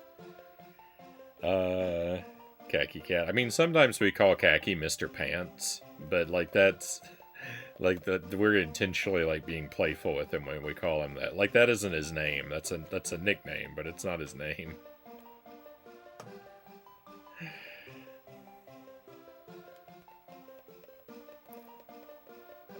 Just got a second new cat. Named her Willow. Now we have Willow and Basil. Both girl cats. with boy names, evidently. I mean, so when I think of Willow, I think of Willow from Buffy, who is a girl. So I don't think of that as a dude's name. Basil, I wouldn't know.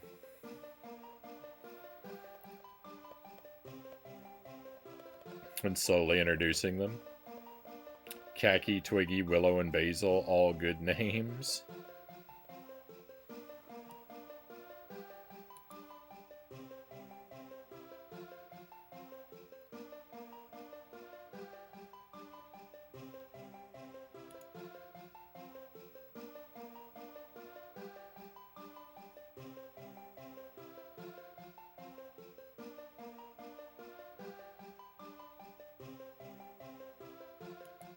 I think of Willow from Willow, and Basil evidently means king. When I hear Basil, I just think of the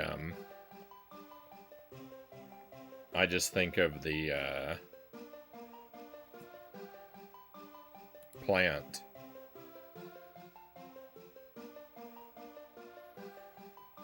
Think of Willow from Don't Starve. I haven't played that. Think of Willow from the game Don't Starve, who is a girl. And I haven't seen the movie Willow.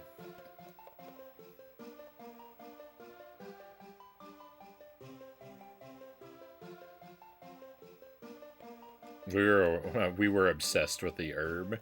She's really named for the plant.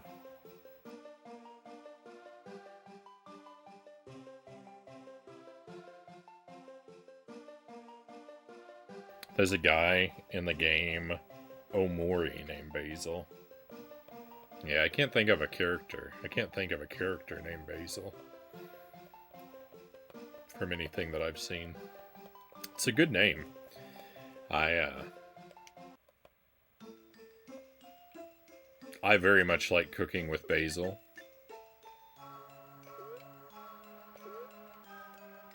Thai basil stir fry is like maybe my favorite food.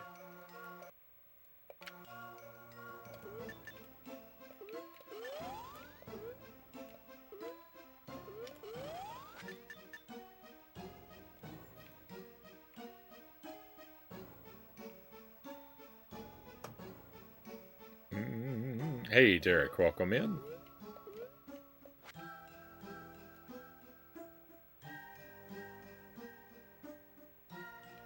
Introductions have been slow, but they're going to be a good match pair, we can tell.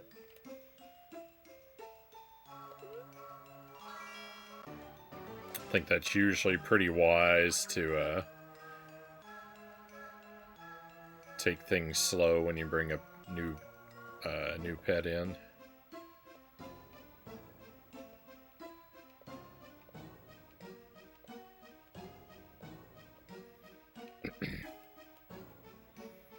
Nice hat. Merry Christmas early, everyone. Merry Christmas.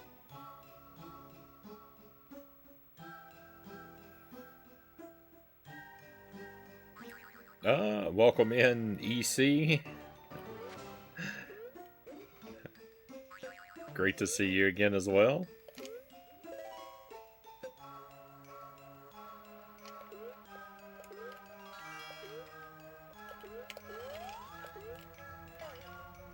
What are we playing? This is Santa Claus Jr.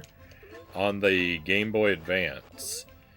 There's a Game Boy Color game that we played a week or two ago. And this is basically a completely different game. Like, they're both, like, platformers. This one's a little better than the Game Boy Color game, I think. It looks real good, and the music is good. The gameplay is a little unsatisfying. Mostly because we have this double jump, but I don't like the way the double jump works. It's reliant on ammo. The little stars in the bottom right. Takes 3 stars to do a double jump. I don't like that it's not free. And I really don't like the timing of it. It's really hard to execute the double jump because the timing is really particular.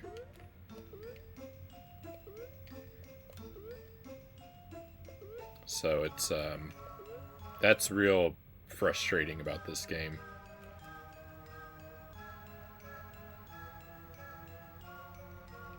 ChatGTP and YouTube have offered a lot of guidance so far.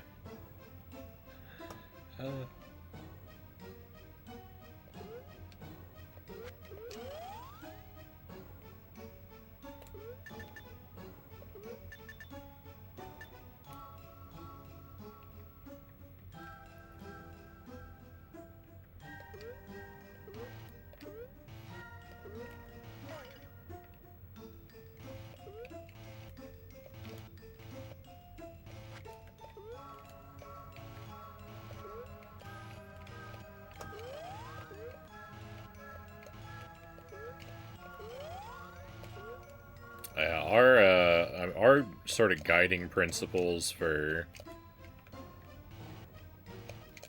introducing pets to each other is just like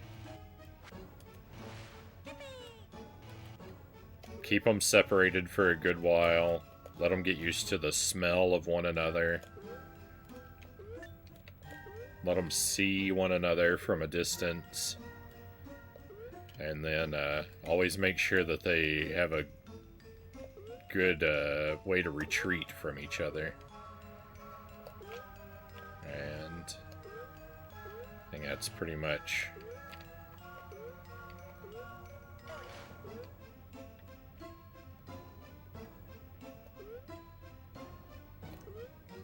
this thing. If you do that, you can't go wrong, right? No, I wasn't ready to leave this stage.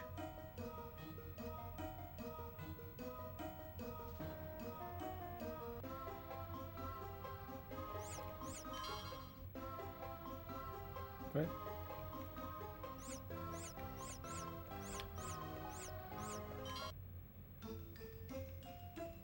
It booted me back to the title screen? Why?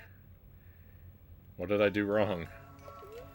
Is that the punishment? If we don't deliver one of the gifts, we get kicked all the way back to the title screen? That's rude.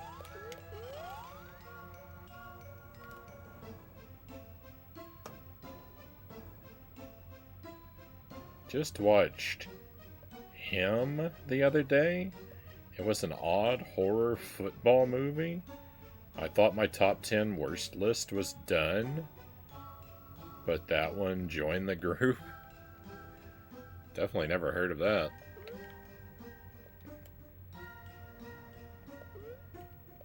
Sorry it was a bad time. Sorry to hear that. Pretty good advice there.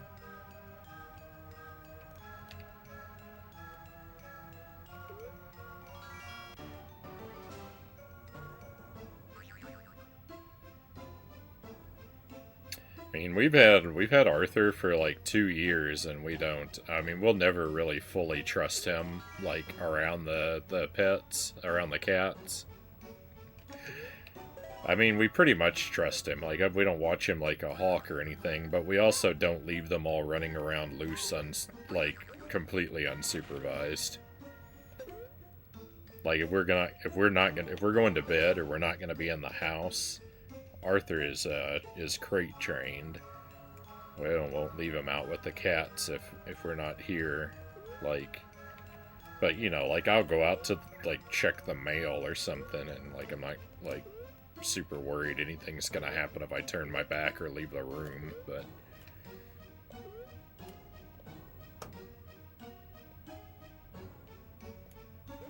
you know, he's a big dog and cats are small, so we've never seen him get angry, but if he does, one mistake could be fatal to one of the cats, so we prefer to just not let it happen.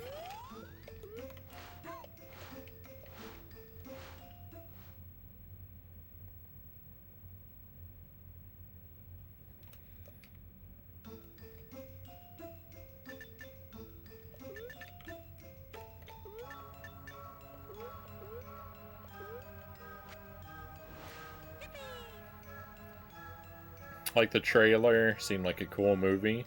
Was let down. I give it 1.5 out of 5.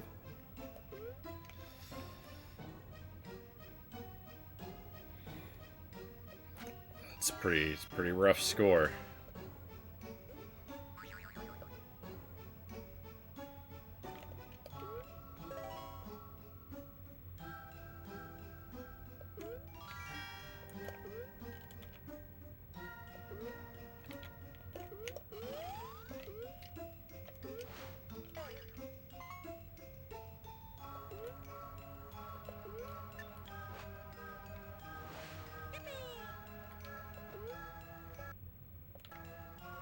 Just 2.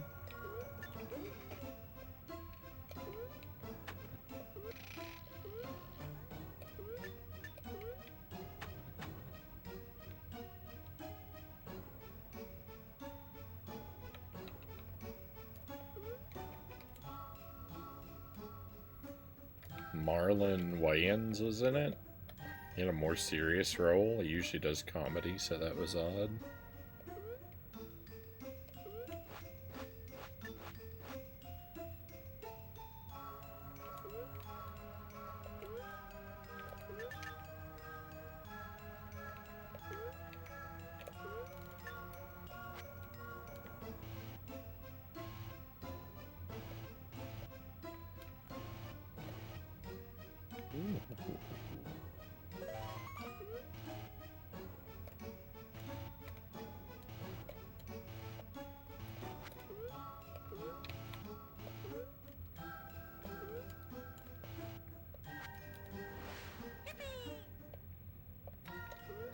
Okay, that's 3. Where's the 4th one?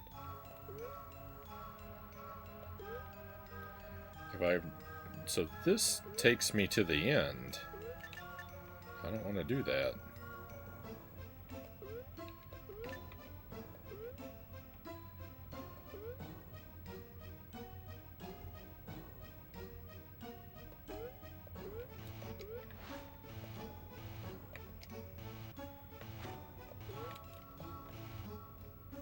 There we go.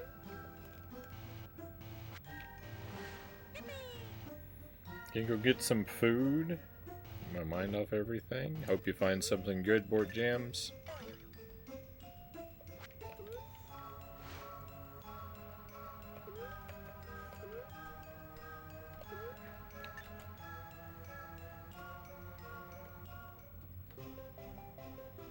Alright, there we go.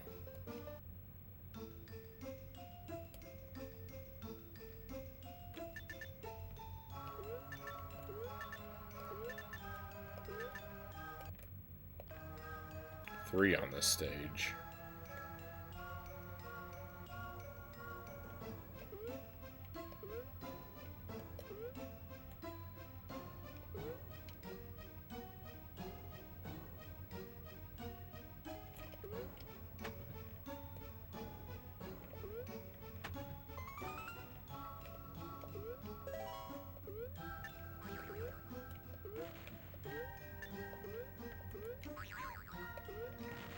That Jack-in-the-Box with the TNT is pretty tough to deal with.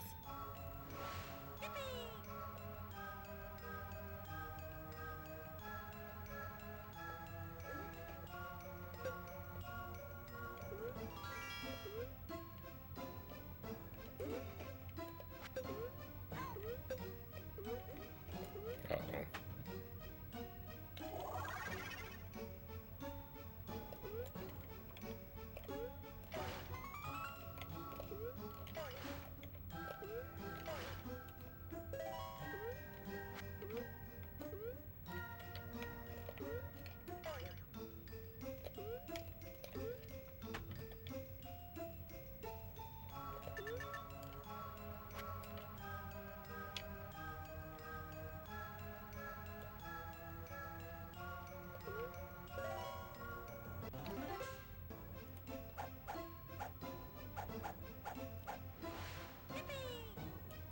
Okay, very glad I went back down there for that guy.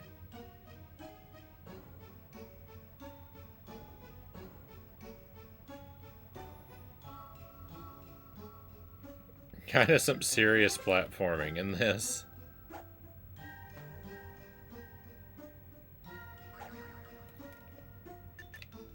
The stakes are pretty high with the platforming because we only have, there's no health refills. We can refill our health with magic.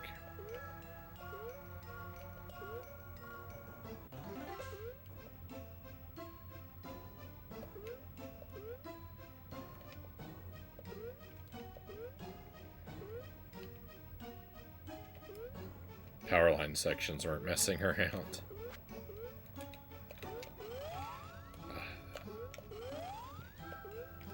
Why is the double jump so disappointingly janky?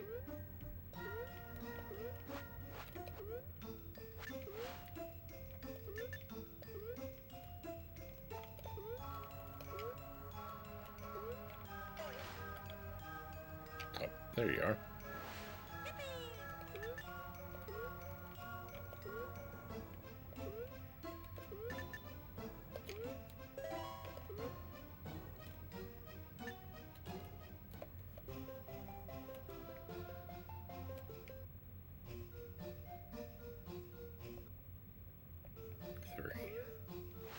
Ah!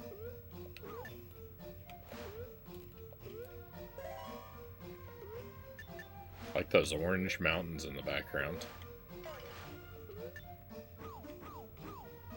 Okay, the mailbox is invincible.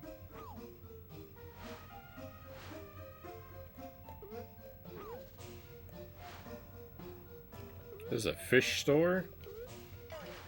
What kind of store is this? It has a fish. I would assume that means it's a restaurant. But look, they're selling, like, pants and trench coats.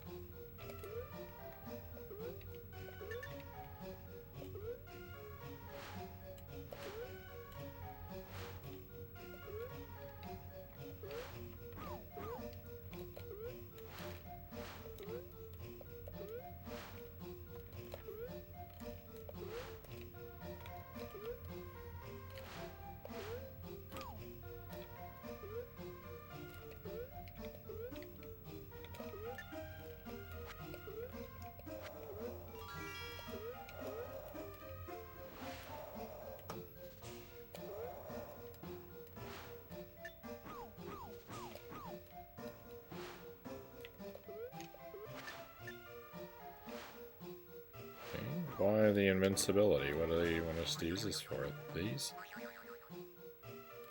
Fair enough.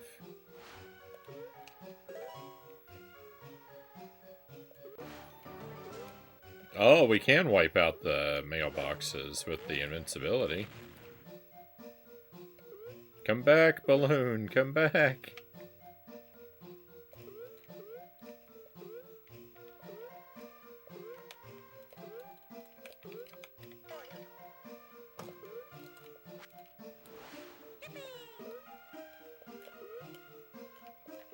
What? Didn't grab the thing.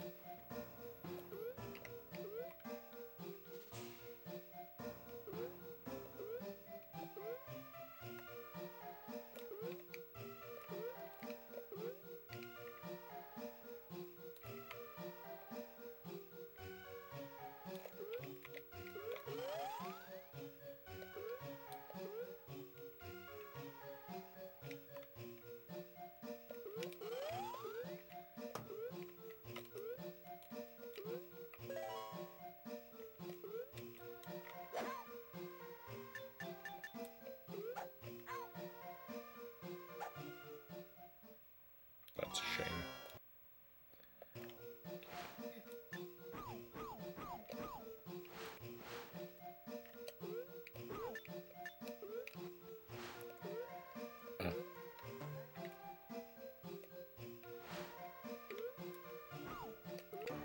Going up there with the invincibility is definitely a better move. All these rockets and everything going on. And wipe that guy out too. When you... Oh no. What?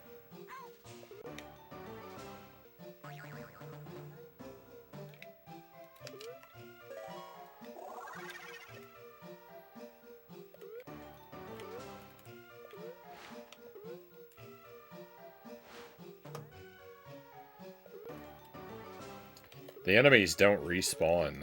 That's actually very nice. Not enough games are like that.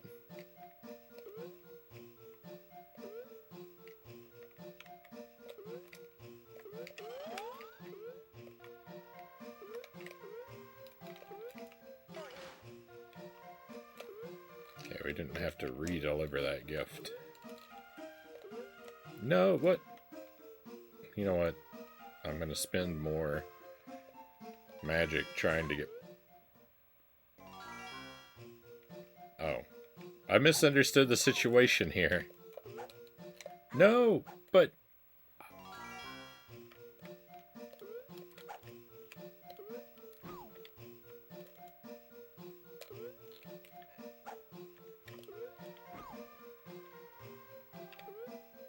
The ice messes with your momentum. Rip. Now I have to redo everything. Oh, that's not fun.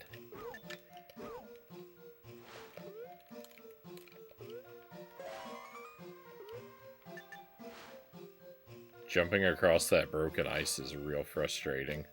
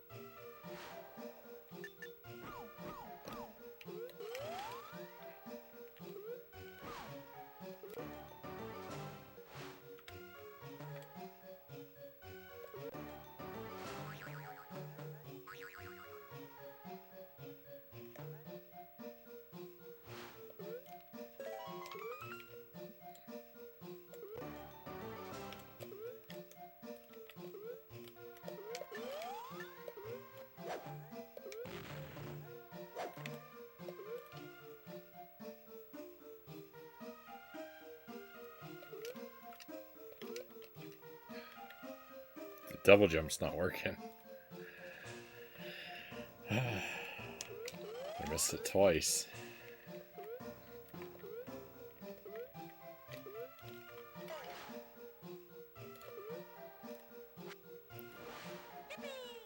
Derek has a top 10 and top 10 best and top 10 worst movies of the year, and I don't think I watched 20 movies all year.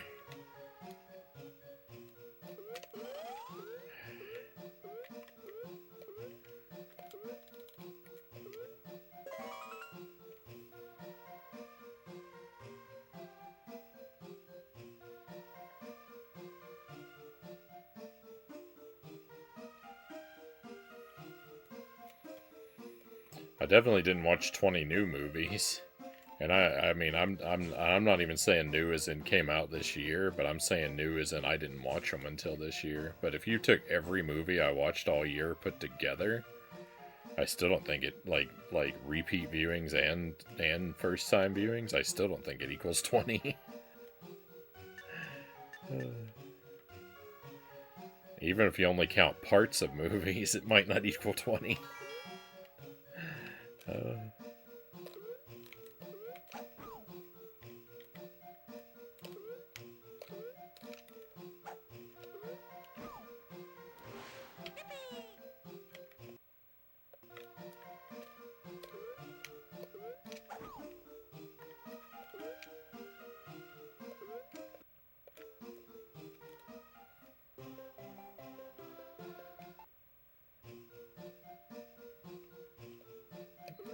Welcome.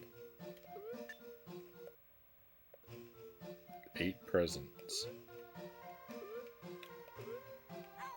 Oh. Not very welcoming if they immediately have a spike that damages me.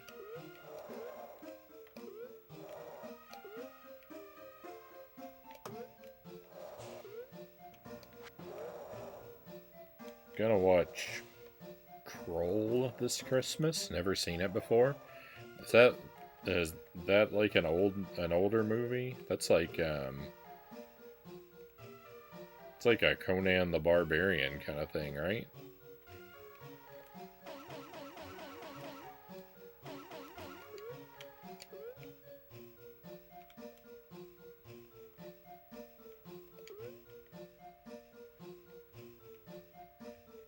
Well, how am I supposed to get past this guy? I don't understand.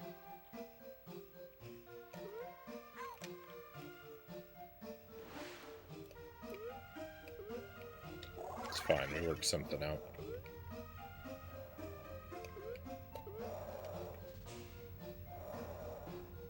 Sword and Sorcery, yeah, fantasy from 83, yeah. So I've heard of it. I've never seen it either, though.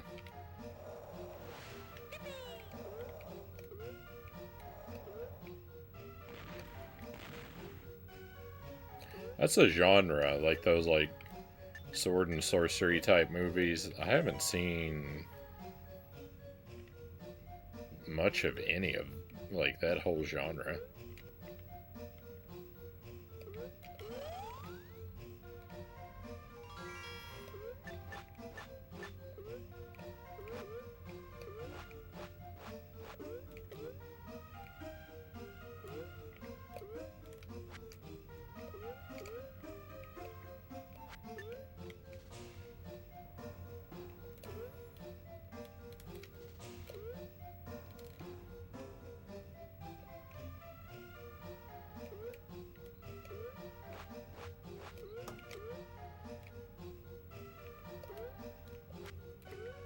Okay, those gnomes are... Tried to jump on the bird. Those gnomes are rough, because they can't... They turn to stone, and their heads are pointy, so you can't jump on them. I can let this guy take them out with his snowballs, though. Sometimes. Well, it worked once.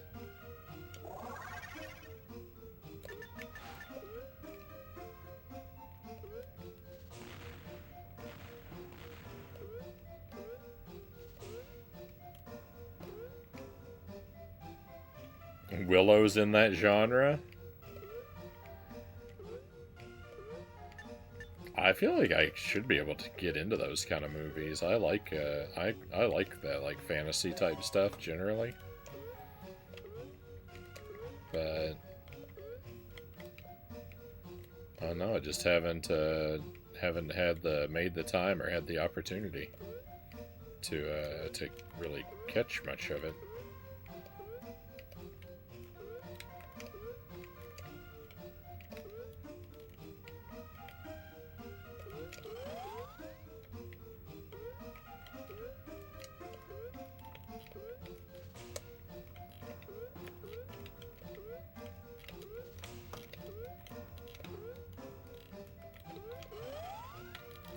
What is this? Why is this so difficult? I don't understand.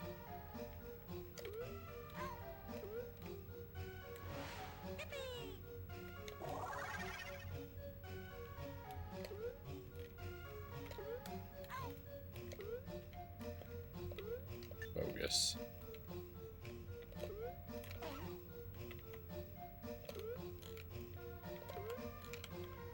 It made a noise like I got hit, but I didn't actually get damaged.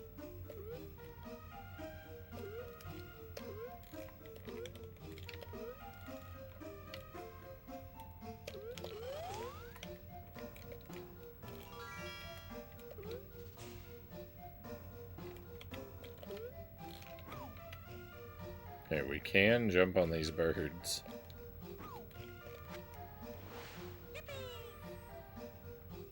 Been reading a ton of fantasy the last few years. The movie looks cool to chill out to while I'm relaxing on Christmas. Mentioned Wheel of Time last month. Already finished the first book. Starting the second one soon. Right on. I'm hoping to do a lot more. I've been doing more reading here lately. I'm hoping to do a lot more next year. I think I'm going to start a channel in the Discord for people to share pictures of the books they're reading or have read, or just a books channel in the Discord. Then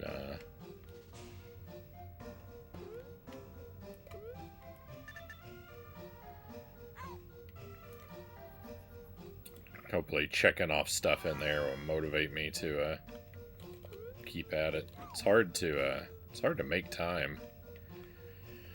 It's hard to make time to read. I mean, I'm not going to take on anything like The Wheel of Time. That's much too ambitious for me. But I'm going to try and read more like shorter works more regularly.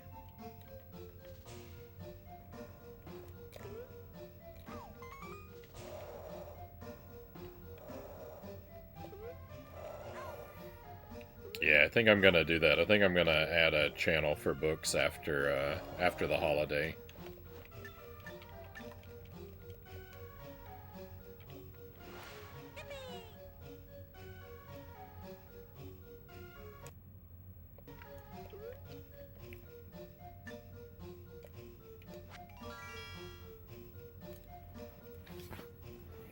I want to put the first post in there when I start it, and I want to give myself a little bit more time to see if I can finish one more thing to add to the stack before I do. So my very anemic reading list doesn't look quite as thin as it inevitably will.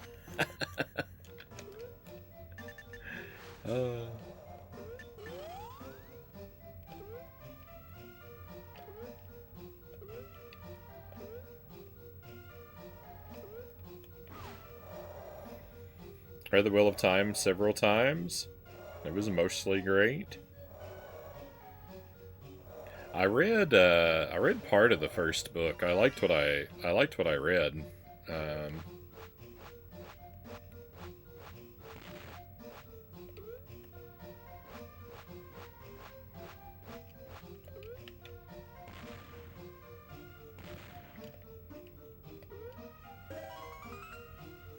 But it wasn't more than just a sample for me.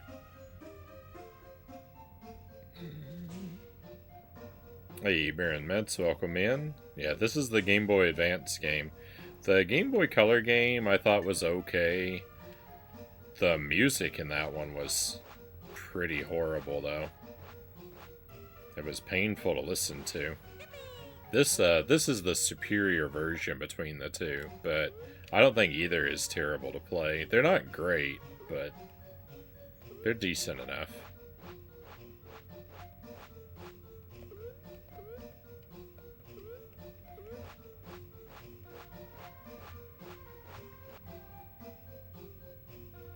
Merry Christmas, Frownie. Merry Christmas, Mets.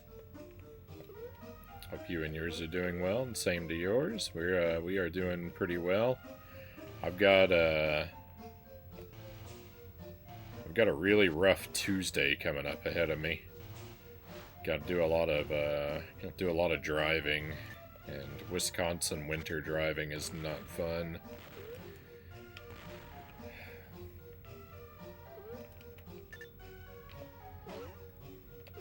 But if I make it through Tuesday, everything else should be pretty smooth sailing.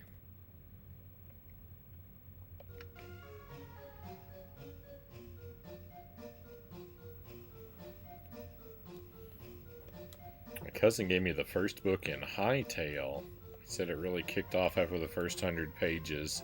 Then a great ride. I've told everybody the same thing since. I don't know what Hightail is, but...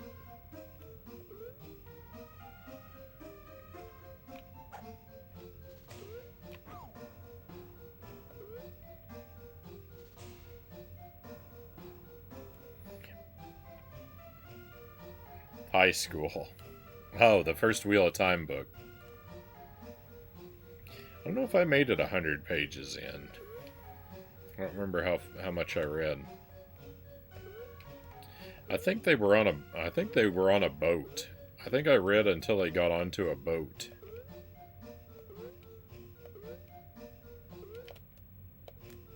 It's been several years.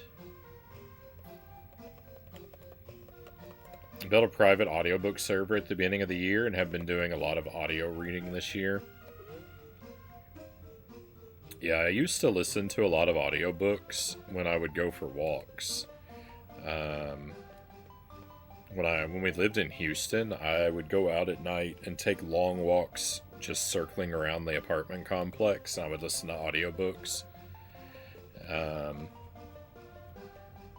I really like doing that.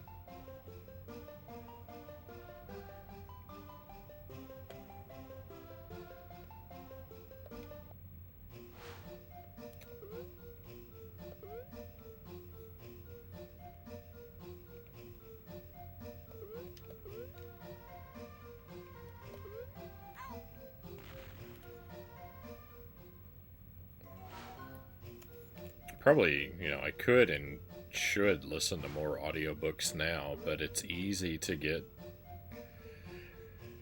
Because I have time, I have opportunity to listen to stuff during the day, but it's really easy to get distracted.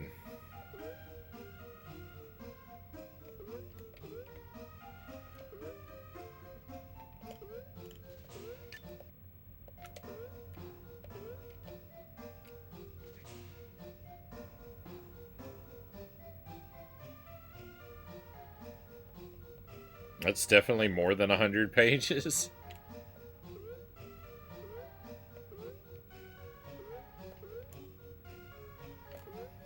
Yeah, it wasn't really a convenient time to start it when I did. We were living overseas at the time, and I don't know, there's too much going on. But I read a chunk of it and liked what I read, but I have just never gone back to it.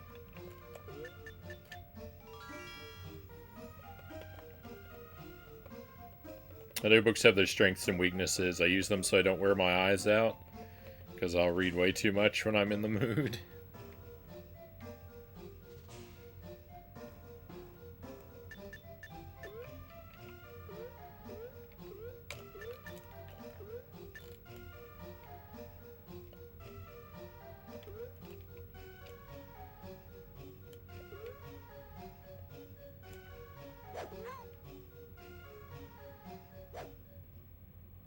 Well, I wasn't expecting that guy to karate kick me.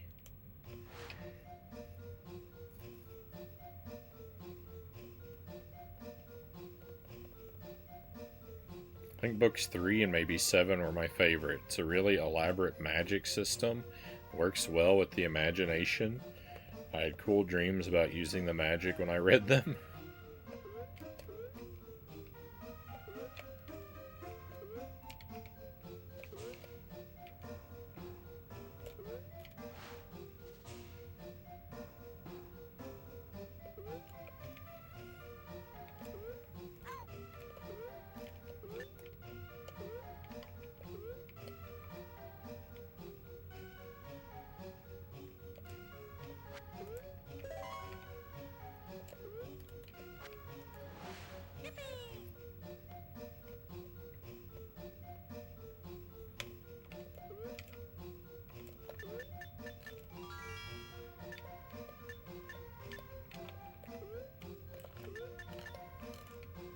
How on earth are you supposed to make it across this jump? I don't even understand.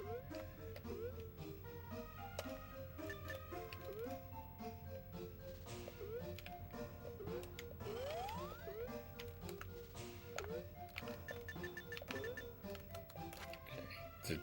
Getting the momentum there is way harder than it should be.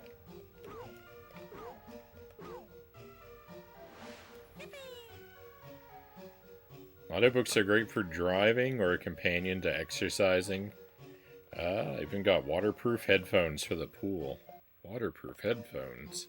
I didn't even think I knew such a thing existed.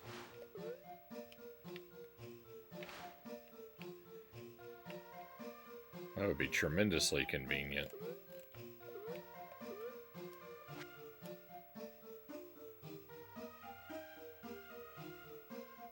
Heard the magic system's interesting. Book 1 doesn't get deep into it.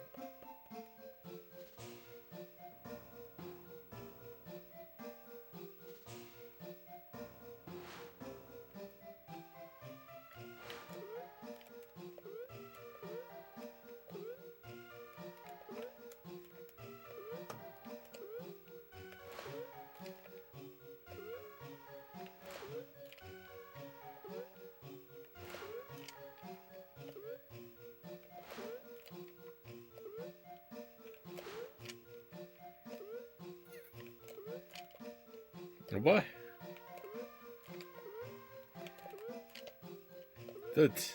I can't deal with the momentum here.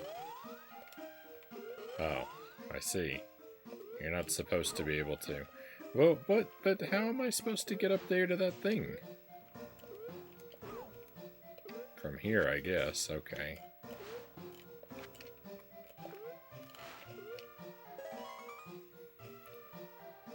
Jawbone headphones. A good pair is pretty cheap these days on Amazon.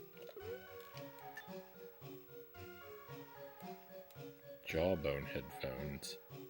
I mean, I'm not gonna go swimming, so I won't need them for that, but,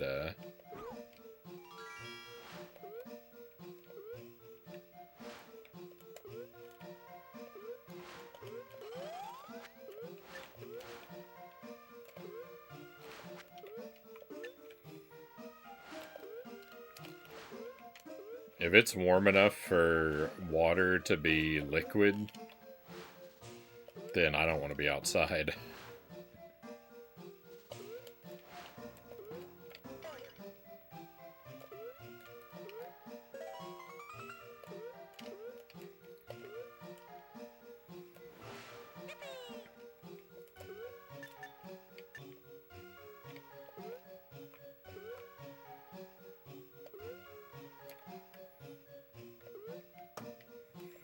Those, like, long, like, fantasy, like, cycles like that, I haven't made it through, very many of those. I read The Hobbit and The Lord of the Rings. I read the 7 Dark Tower books, when there were only 7. And I read the Belgariad and the Malloreon. That's those are each 5 books, and they're actually a couple companion novels to those. But I never read the companion novels. I just read the main cycles.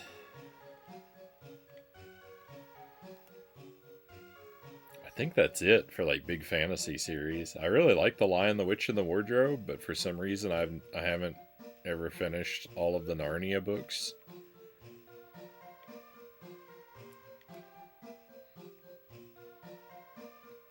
Even though those are YA, right, novels, they're pretty small. It shouldn't be all that intimidating.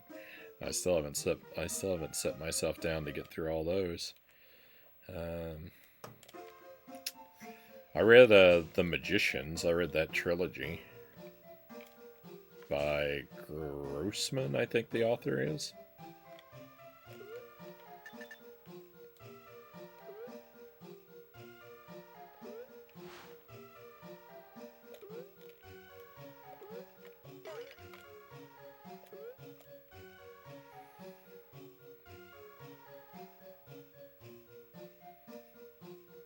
How'd you survive Houston if you don't like the warm weather? Oh, it was so difficult.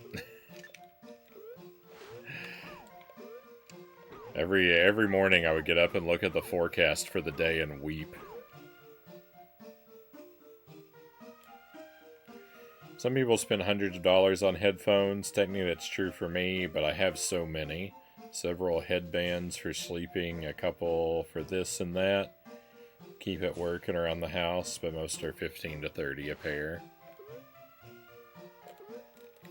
I've got a pretty cheap pair of wireless earbuds that I use throughout most of the day. These headphones that I wear for the stream, I prefer over-the-ear headphones, but they're not practical for me throughout the day, so I don't like earbuds, but I use those during the day. And actually, I just use one. I walk around all day with one earbud in. I can keep my other ear free so I can listen to if anything's going on in the house I need to be aware of. The pets or the baby or someone getting into mischief.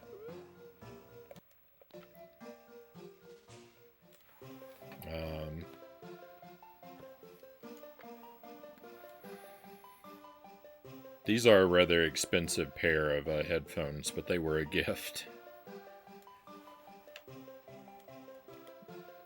Usually I because I like my headphones typically to be wired and to be over the ear. Like usually I would just buy them secondhand from a thrift store.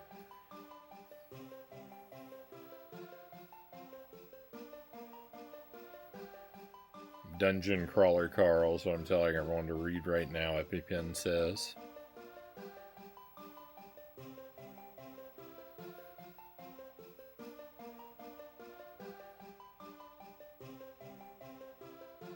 I saw it at Target when I was shopping, went back to read the first few pages, and it was sold out, VHS says.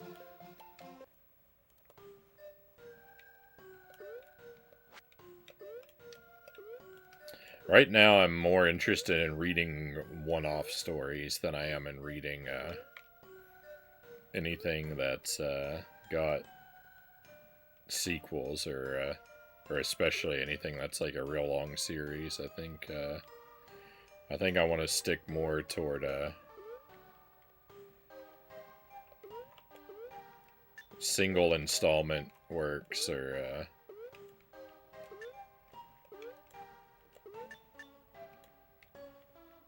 I think that's more appealing to me currently.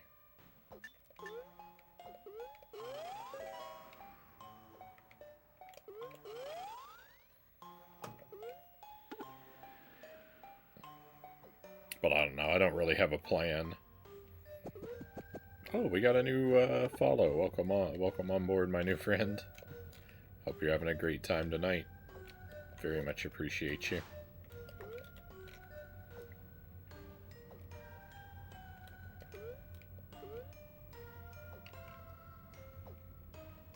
That's my tentative plan for 2026, though. I want to try and read more. I'm going to try and read more short fiction, and I'm going to try and read some novellas. Like if I could read a novella every like one a month, I think I'd be doing really good.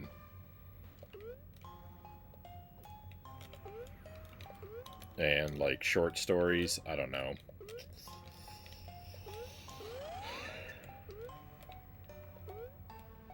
A few a week.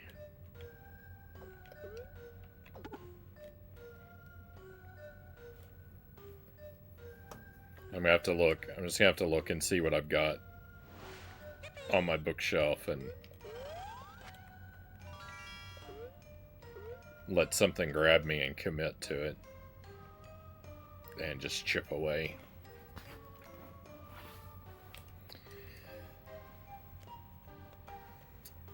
Project Hail Mary was a great one-off. One-offs are hard to come by these days because everyone wants to build off their success. Look for those to palate cleanse between series or to break up a series a little, EpiPen says. Excuse me.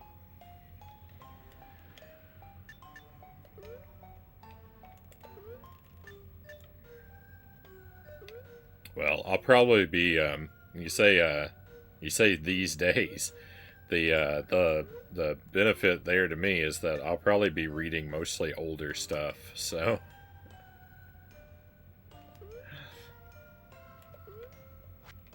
I might have an easier time of that. Not choosing from the new releases rack.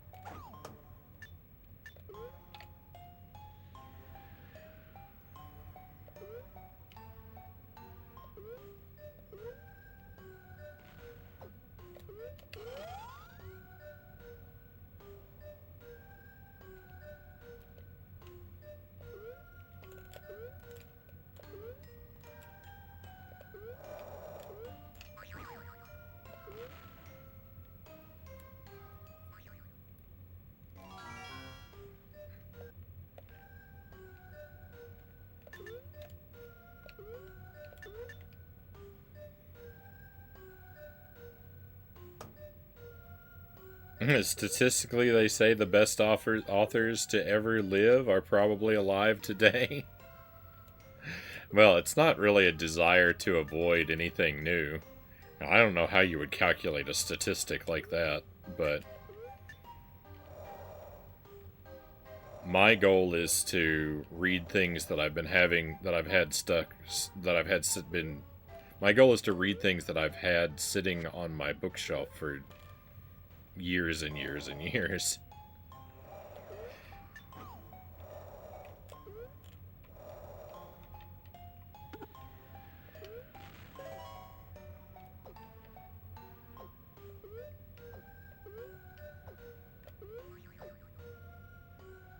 More people can read and write than ever and have access to publishing tools and distribution.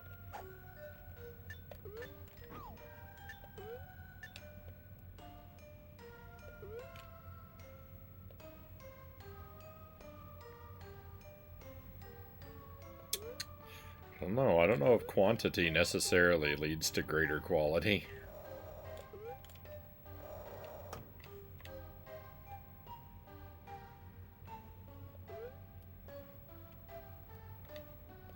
Charles Dickens is still one of my favorites. VHS says, I love A Christmas Carol.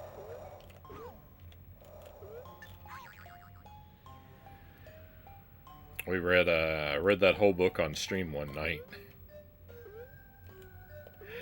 I found a fireplace app on my Wii to set the mood, and we read the entire novella in one sitting.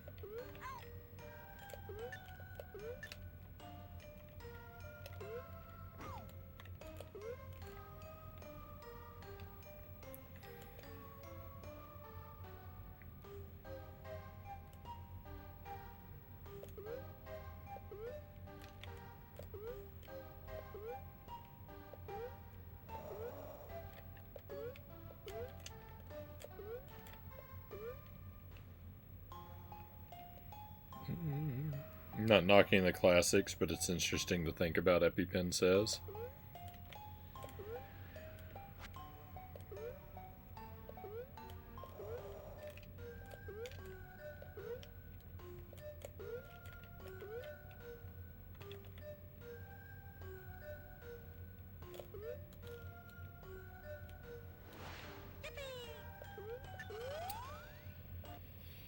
Yeah, I mean, I don't think that's a claim that can be made with any, empirical weight. I think that,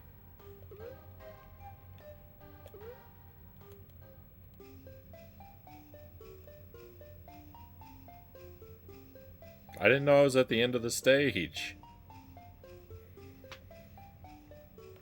I liked, there's a book. It's not exclusively by Dickens. I think it's called A Haunted House. It might just be called that. It's a collection of short stories. Dickens writes the framing device, the bookends, and one of the stories, and then several other authors at the time write every chapter's a ghost story. And then a different author writes every chapter.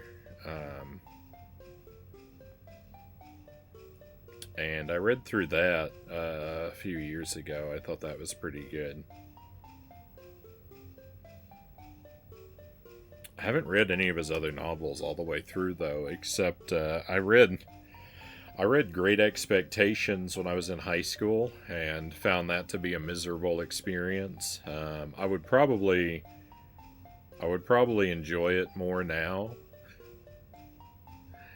I don't think that I was intellectually equipped for such a novel when it was assigned to me back then.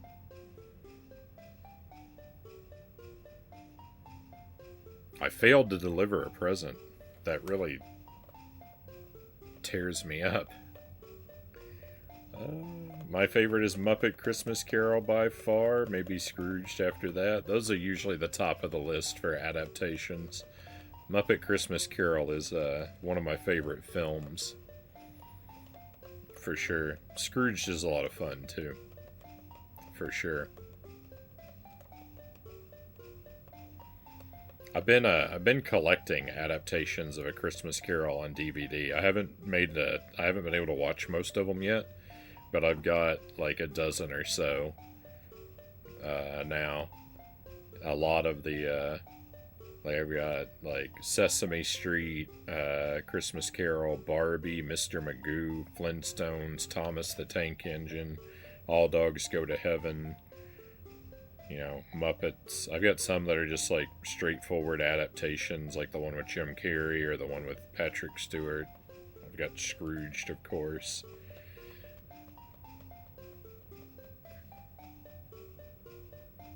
Dora the Explorer has a Christmas Carol. The Smurfs. I've got a ton of them, but I haven't been able to sit down and watch them all yet.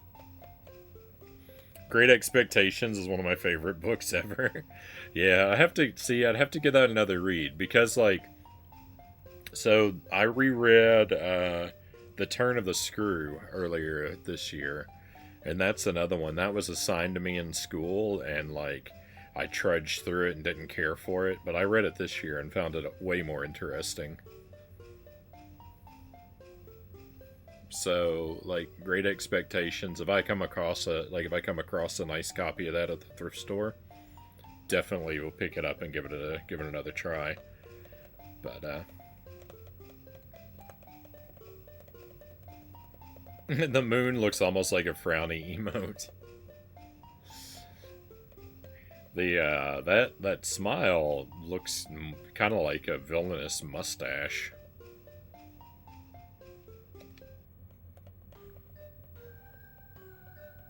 It appealed to me in specific ways, so I'm aware it wouldn't be for everyone. Obviously, VHS says. No, I'd want to give it another try. I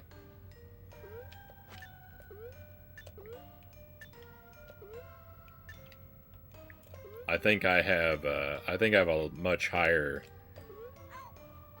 chance of getting something out of it now than I did when it was forced upon me. I think it looks like the Pringles guy. It does.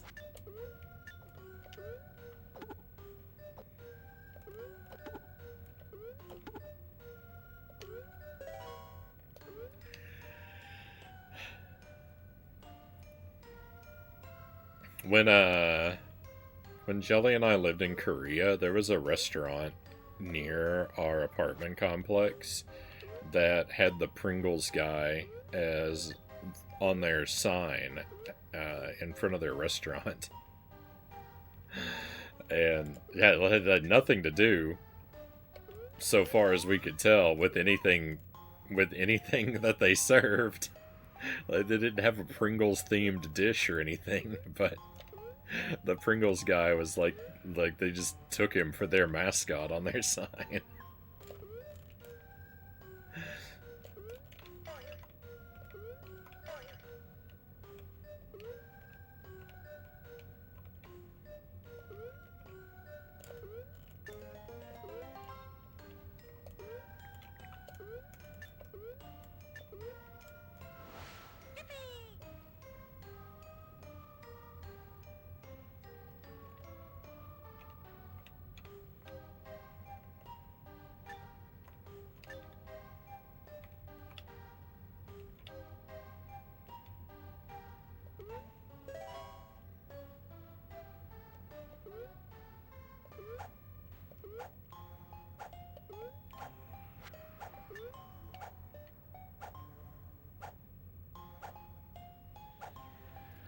Funny enough, someone else recommended A Tale of Two Cities as their favorite, and I like it just okay. To each their own, right? We've each got our preferences.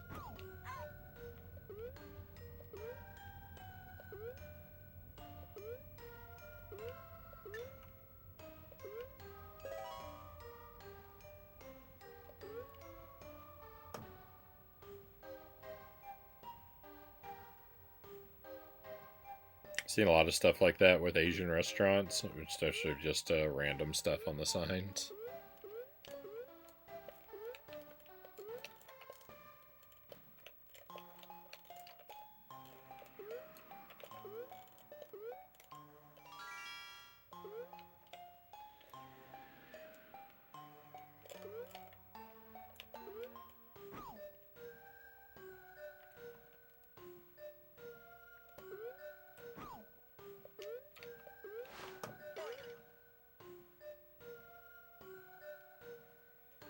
I mean, I imagine that their strategy was very likely just, you know, get tourists to notice the place, and it worked.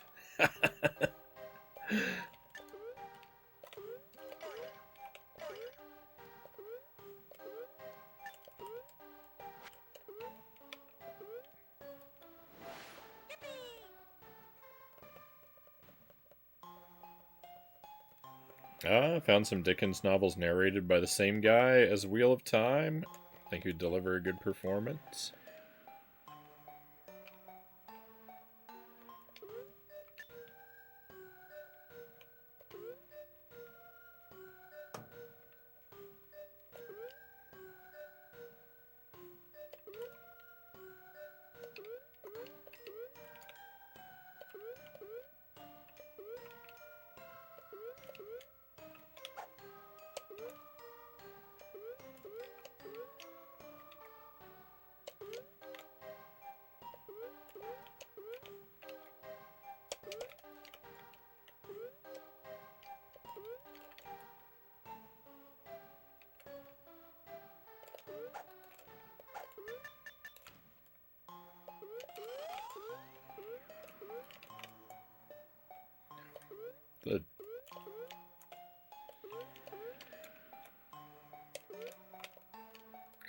Things are starting to feel kind of janky. I cannot for the life of me get this double jump to trigger here where I need it to.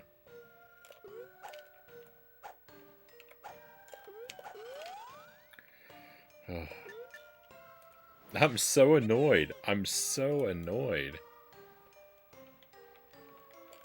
that it won't. I'm so annoyed that I missed one of the presents on that other level, and it doesn't let us. There's not a level select or anything.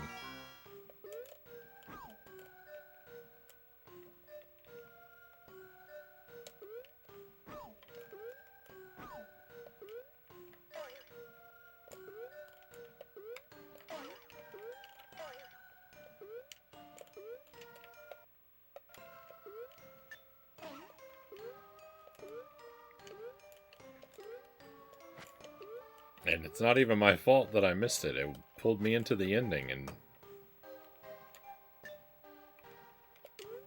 tricked me. It tricked me into leaving the level when I wasn't ready. Such a rude game.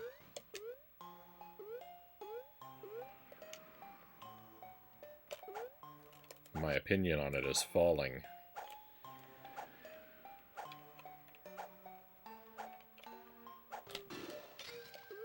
Oh, that was amazing. Did you see that? I haven't used that magic at all yet. This whole playthrough, and the first time I used it, I got incredible results. The freeze magic just makes the plane fall out of the sky. I expected it would freeze it in place up in the sky. I didn't know it was that gravity was gonna take it over.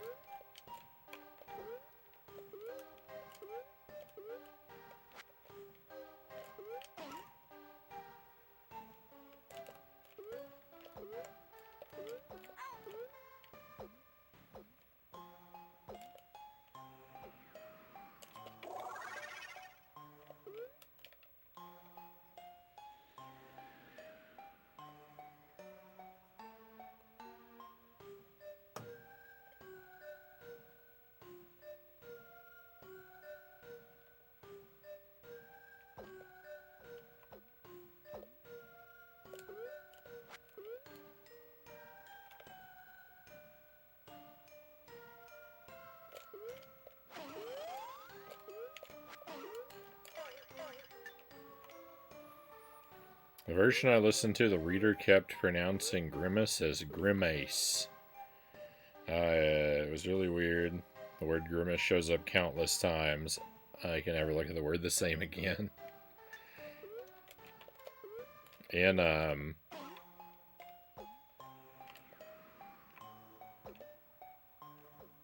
the, audiobook for the first Harry Potter book, Jim Dale pronounces the word Bezoar as bourgeois. I don't know I actually don't know the word enough to know which pronunciation is correct. I just know that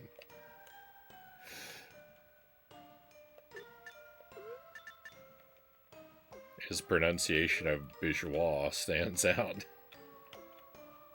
Because he's the only one I've ever heard say it that way.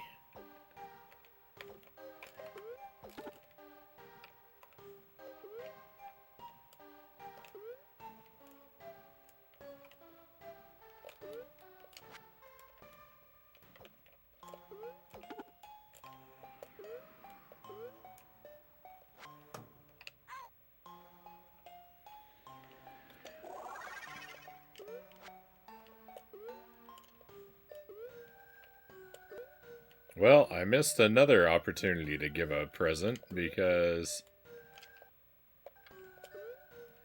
I fell down here. I wonder if I just lose this life, if I can, if I'll respawn back up top. That was my last life. Well, that's one way to get another chance, just redo the whole level.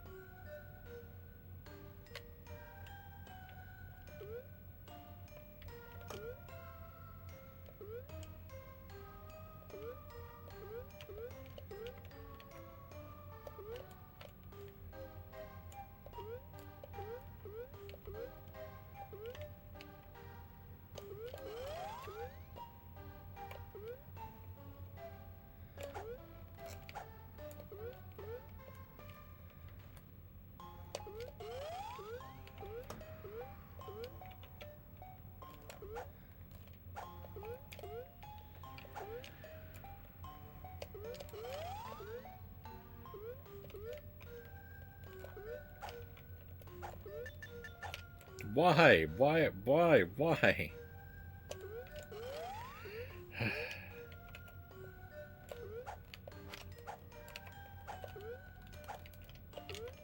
I don't know why I can't make this jump. I've done it before. Do we have to use a double jump to get it? I guess I'm gonna have to now. That double jump's so unreliable.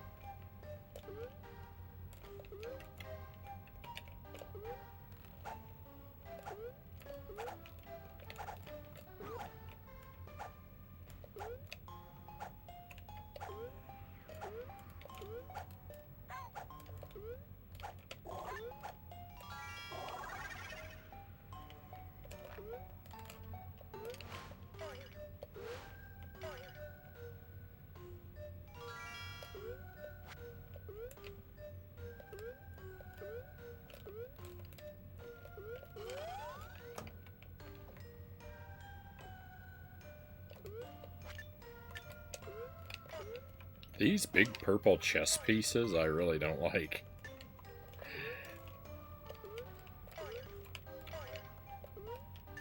What an annoying enemy. No! Oh, I fell down here again. Okay, back to the checkpoint. Had some Hungry Jacks with the family. Welcome back, Port Jams.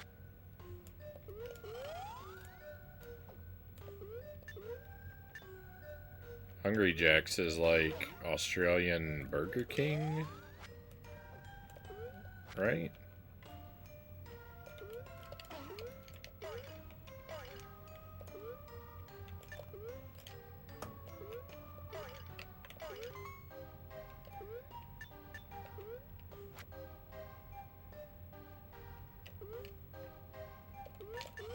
There, you only have one shot at that. It's rough. Finally got it. Get me out of this stage, please. Don't jump directly into the enemies, Frownie. Yes it is, Port Jim says.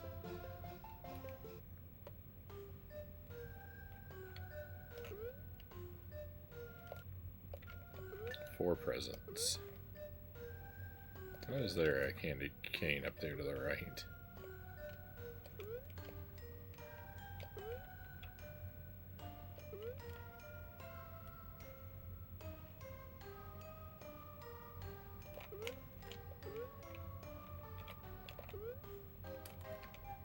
There's a whole thing up there all the way on the right.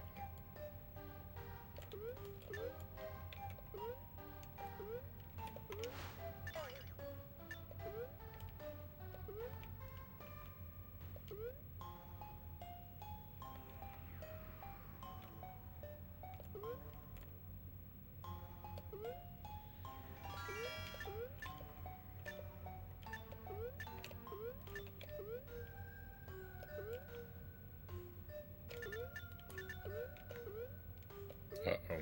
Does that thing come back, or am I stranded here forever?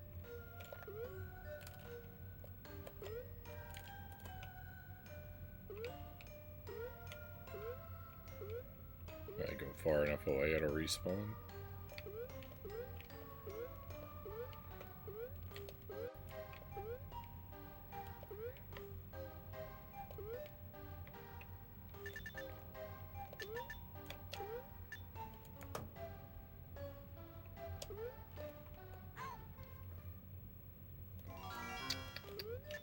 This stage might be a little annoying.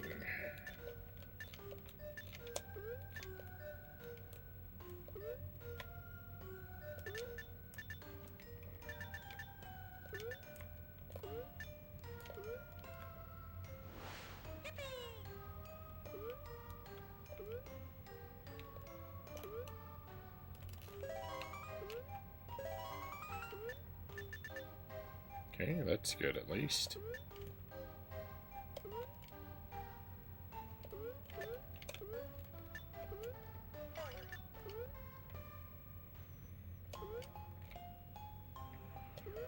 I don't know how many stages this game has left, but I feel like I am running very much out of time. I feel like this is going to be the only thing we do tonight.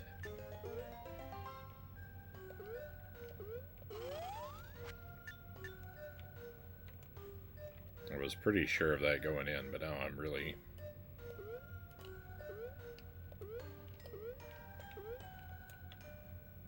Unless this turns out to be the last stage.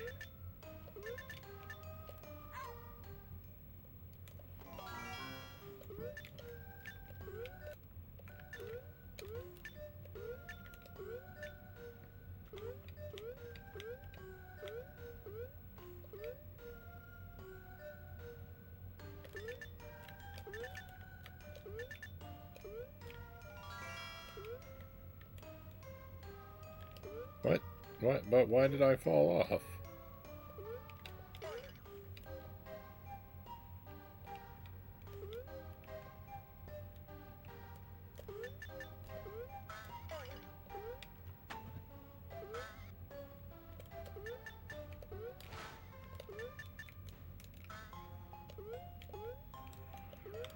Pretty sure I just missed my chance to deliver another gift.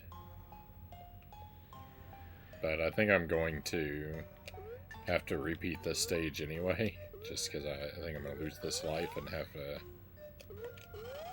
to continue.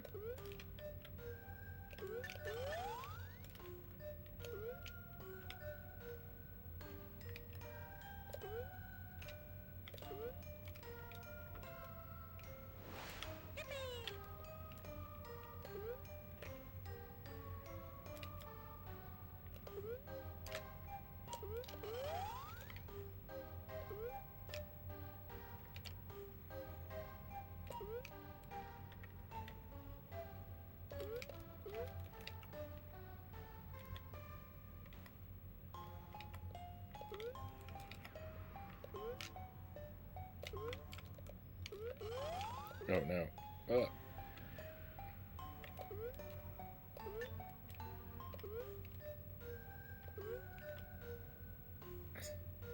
This is such a mess.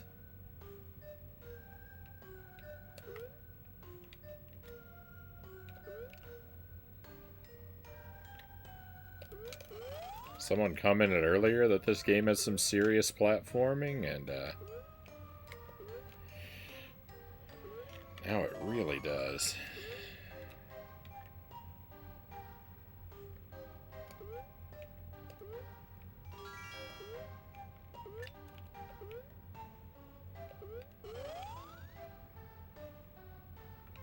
I wanted to go the other direction.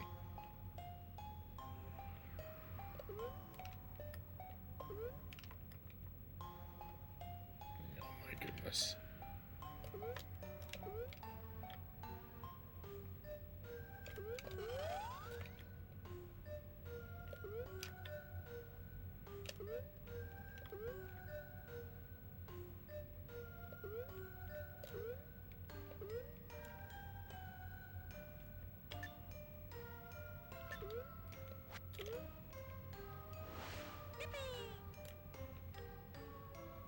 Okay, there is ground down here. Oh. Not over there. No, what is this?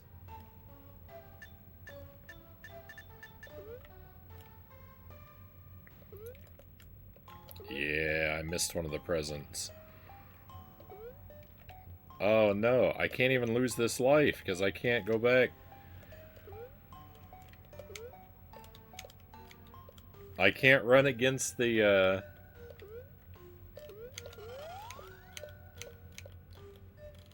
Come on.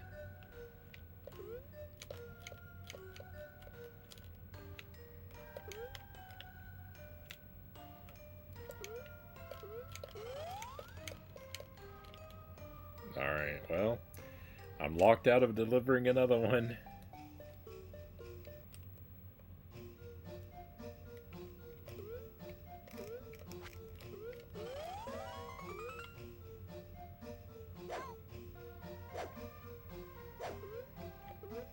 That angry streetlight is something else.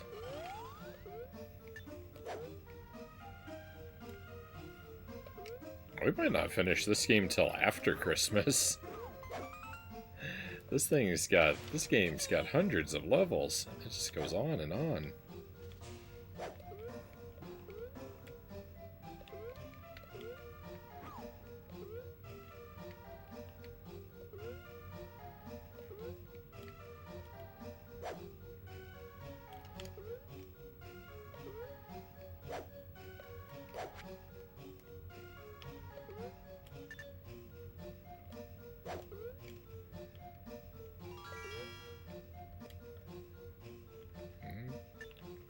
Looks like I can climb back up.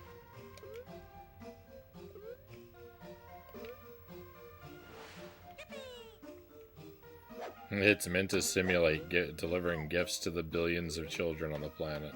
Yeah. It's got an actual, like, realistic number of gifts to be delivered.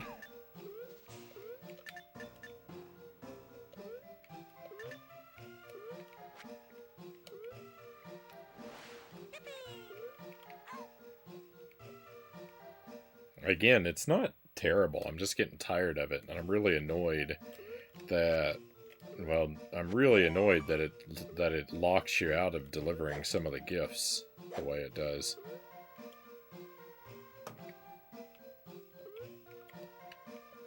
And the time challenges, just forget about it. There's no way to do them.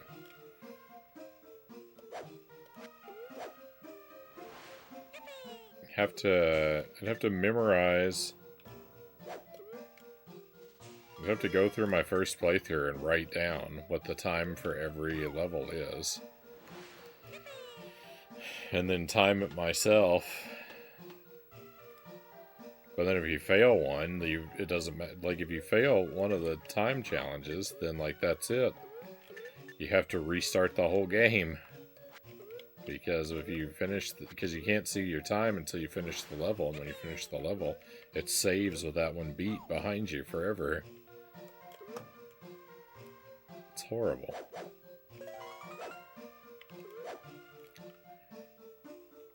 Don't like it. I don't like it.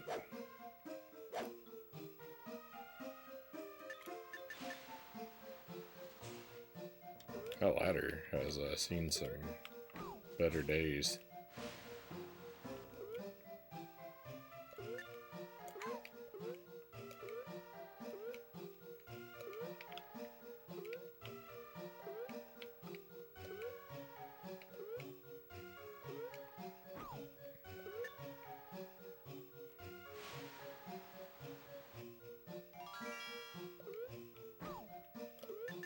Am I on the mandatory path? I thought I was on the bonus path.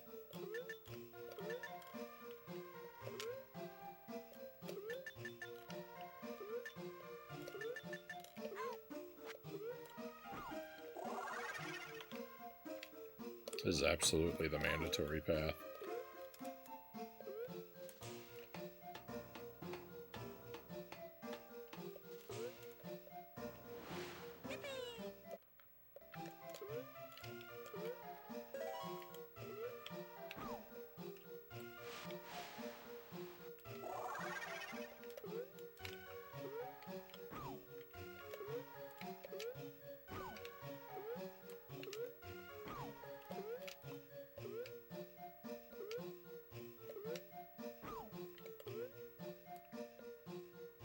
It's really tough to jump on these mice. They move so quickly.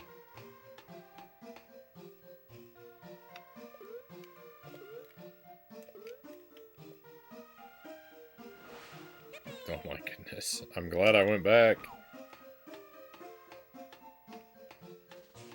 They made that character so easy to miss.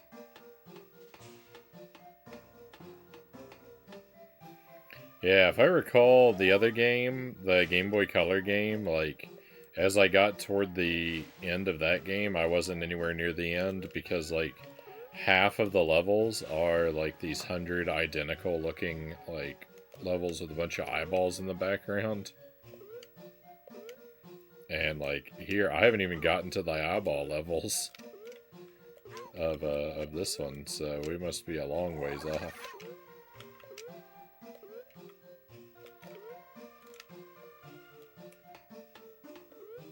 I healed myself just in time to immediately take damage and waste it.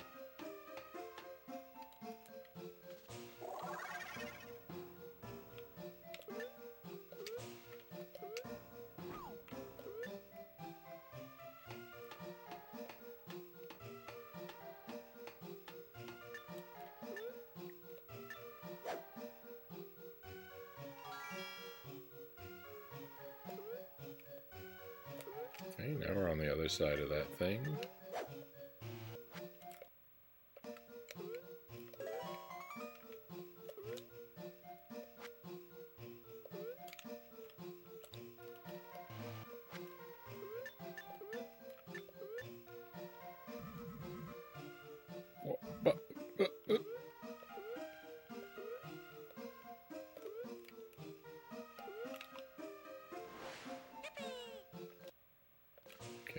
victory. Leap of faith. Let's go. Can't see this has to be the ending, right? Gotta reset the audio. It's drifted quite a bit on my end.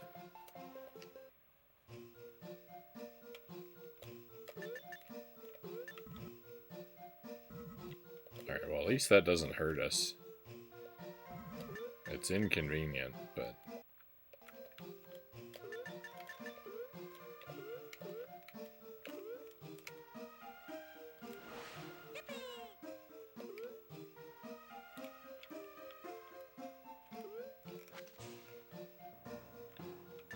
I can handle a little bit of inconvenience. Don't want me, I'm just gonna leap right into the abyss.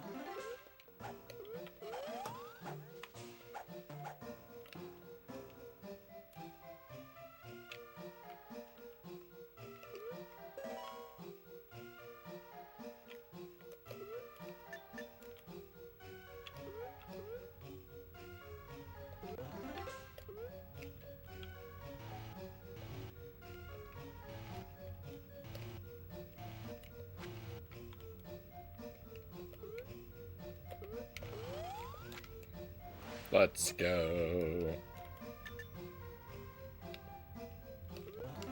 I very easily could have missed that.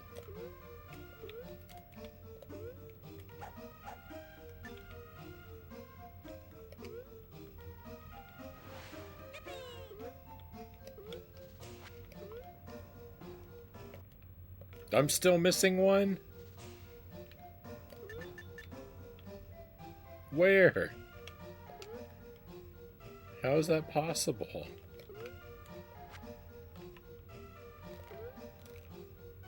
That wasn't a platform.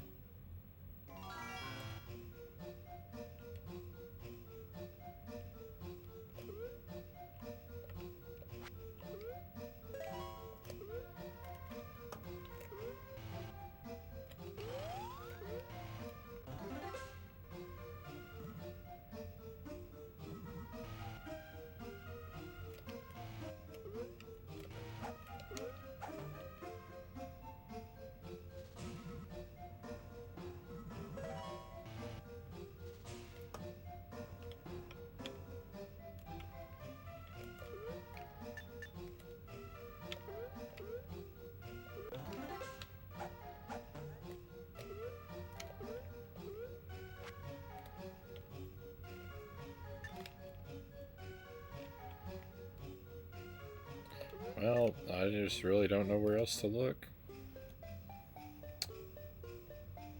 Just have to accept it, I guess.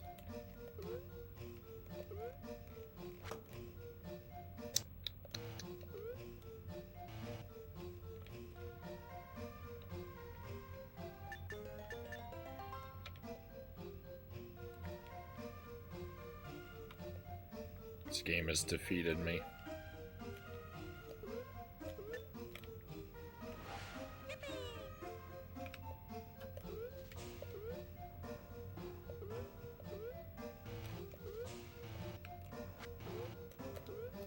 I'm resigned to the impossibility of the 100% run.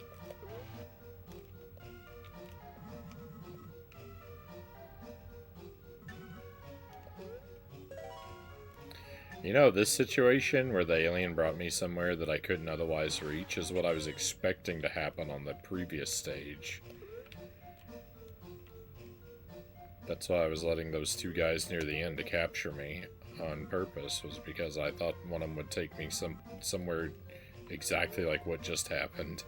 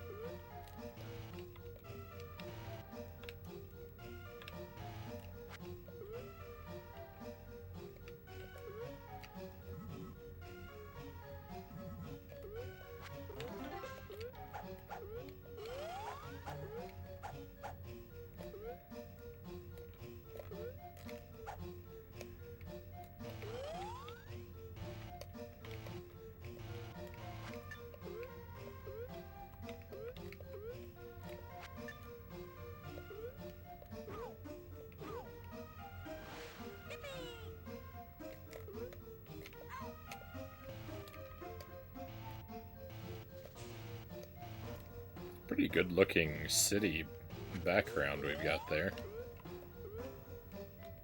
I'm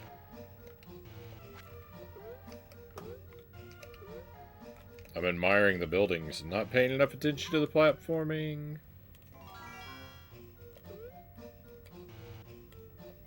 Looked like there was a thing down there.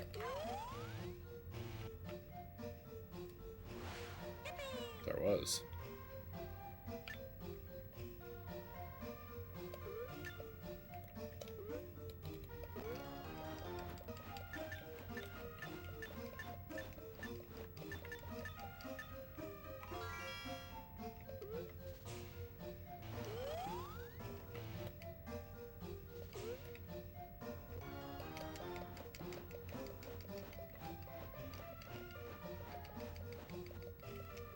But I can't, but there's still a thing up there I need to reach.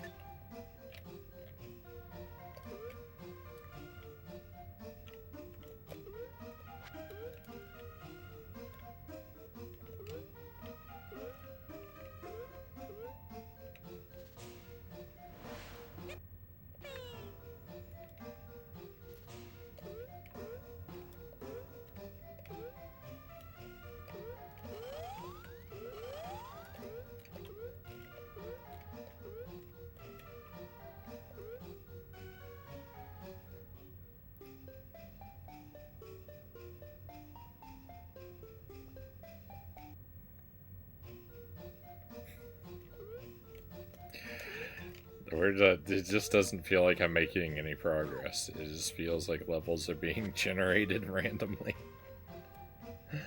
The more of the game I play, the more the game creates.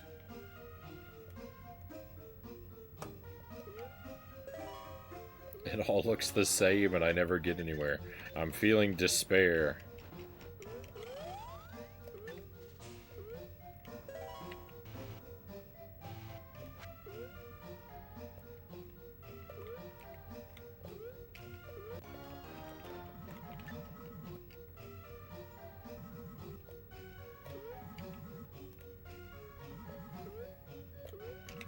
If this guy wants to grab you, all he has to do is be on the same screen as you. There's no escaping him.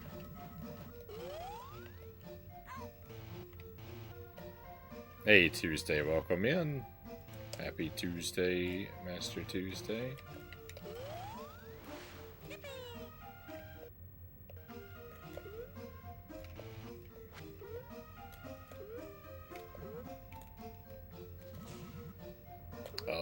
I'm exhausted.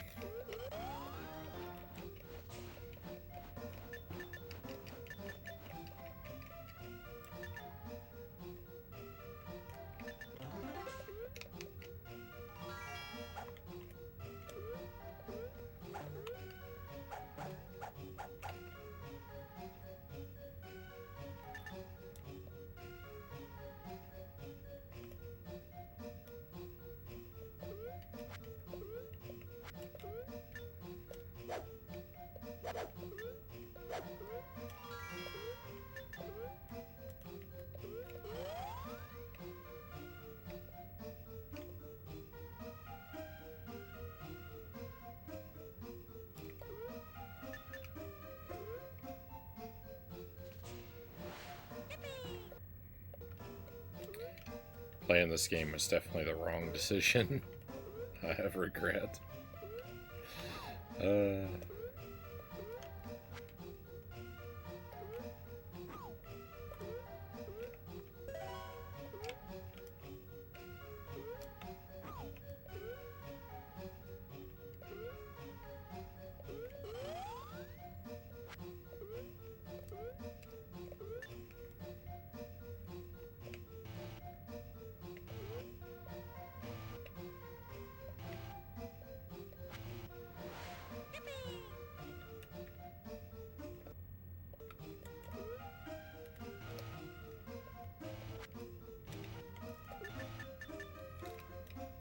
Okay, I'm supposed to jump on that. I've forgotten how to open boxes.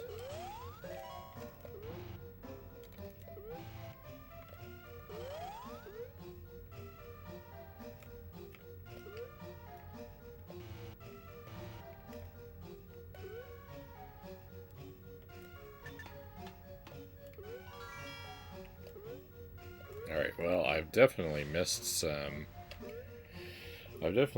present opportunities out there.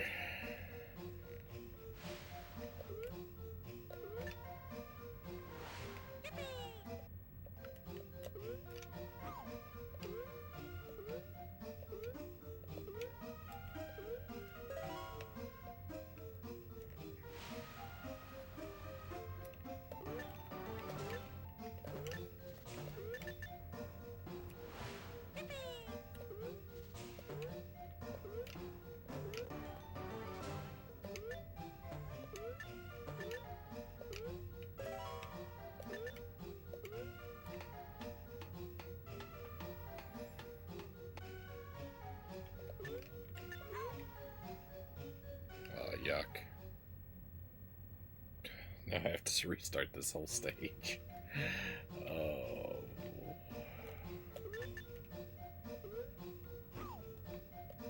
I'm not doing well.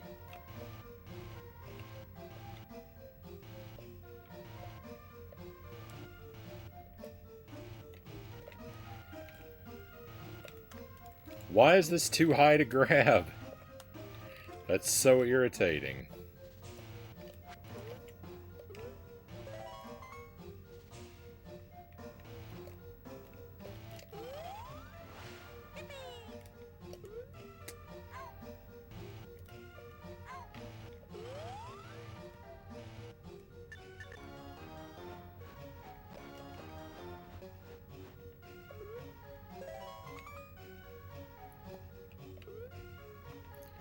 Someone needs to make this game behave.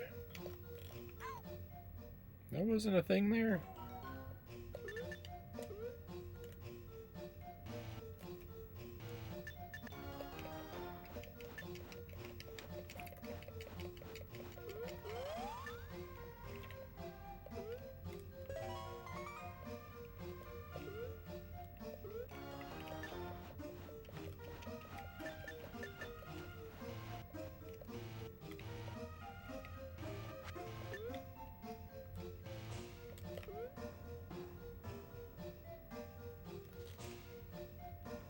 Alright, well, nothing to the left.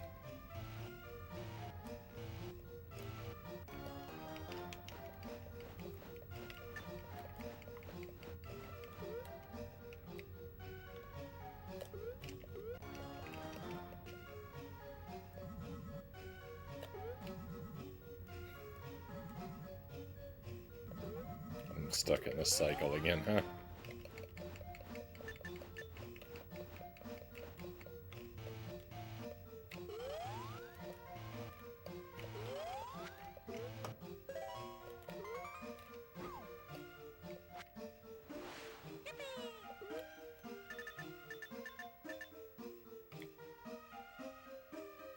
I don't even know what the point of the candy canes is.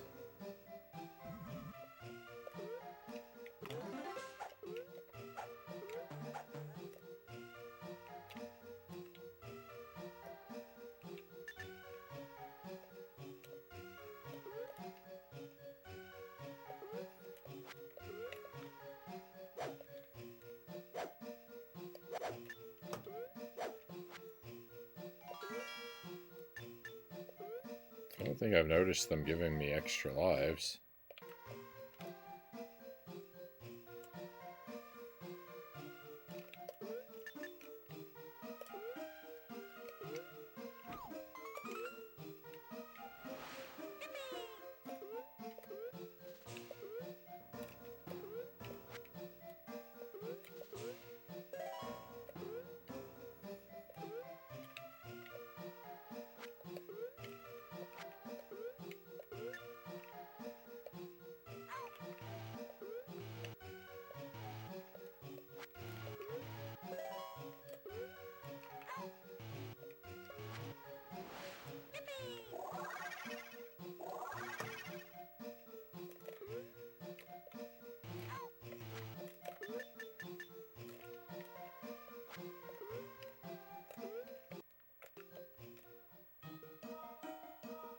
What?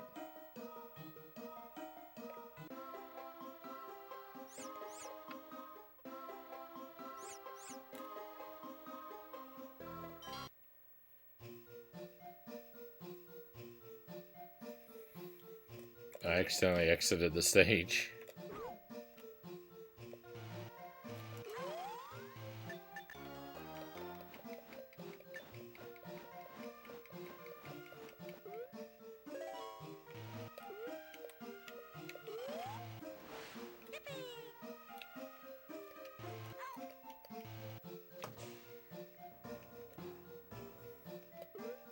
If the next stage is more of this identical city theme, I think I'm just gonna call it a night immediately there.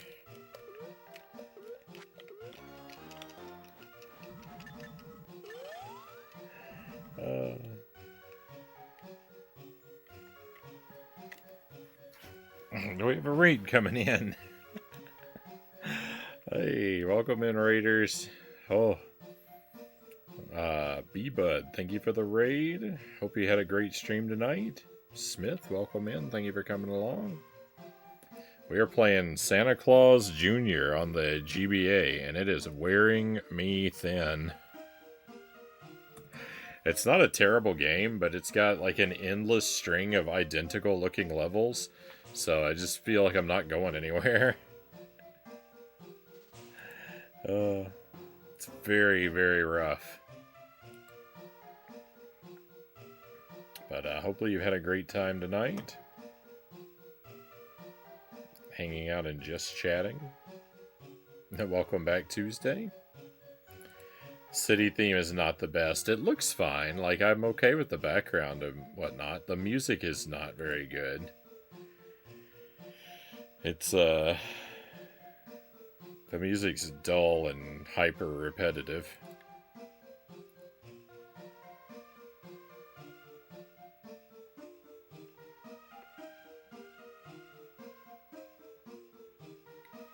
There's definitely been much better music on other stage themes.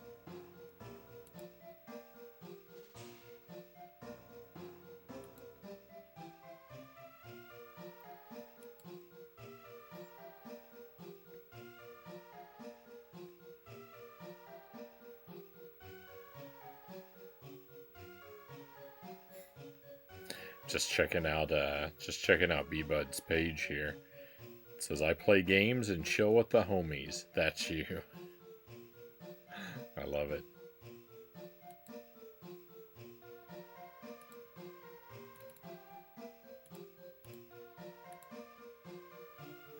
playing through Halo Wars. I haven't...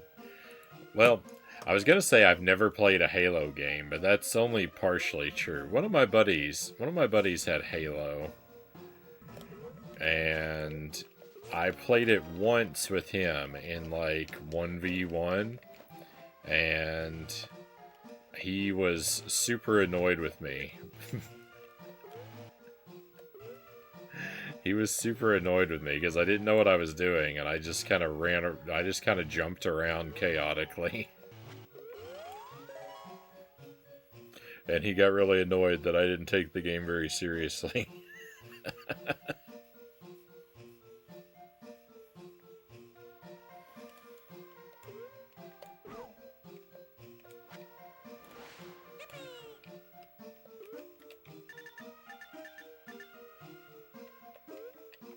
But I kind of missed out. I kind of missed out on like the well, everything Halo related. For the most part, I've never worked my way through any of like the Xbox games.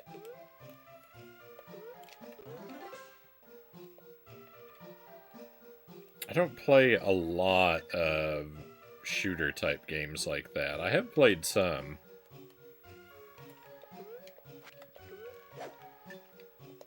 But I've never been very great at them.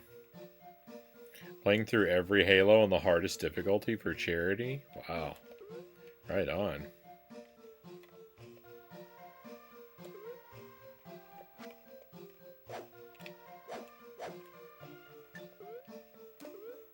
Are you have you done the Atari 2600 Halo game? Is that part of the list?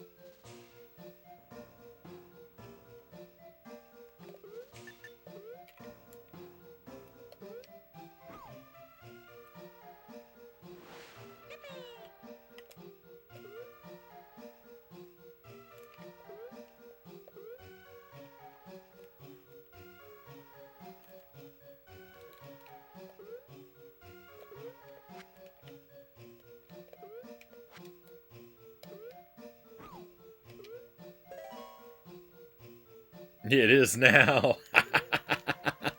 I believe it's official. I believe it's an official game.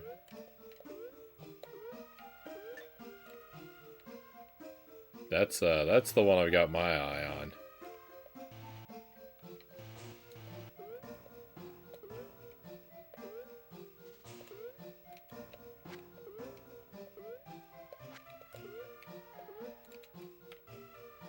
Hey, thank you for the follow.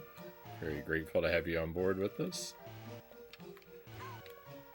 I gotta restart the stage. I've been on the stage for a while. Overwhelmingly, I play retro stuff. I really like platformer games, especially kind of tough ones like Contra and Castlevania and Super Ghouls and Ghosts. Cuphead if I'm playing something more modern. So I play a lot of those kind of things, and I play a lot of licensed, janky, broken trash games. If it's a game of dubious quality, you can pretty much bet I'm there.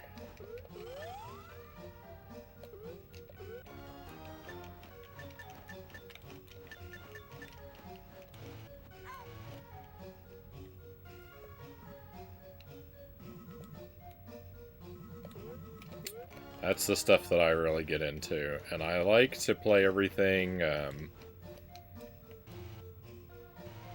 My signature style is that I like to play everything extremely blind. I really resent doing any sort of like research. Like, I don't want to read manuals. I don't even want to read the back of the box before I play a game. I like to go in knowing nothing and ideally beat the game still knowing nothing.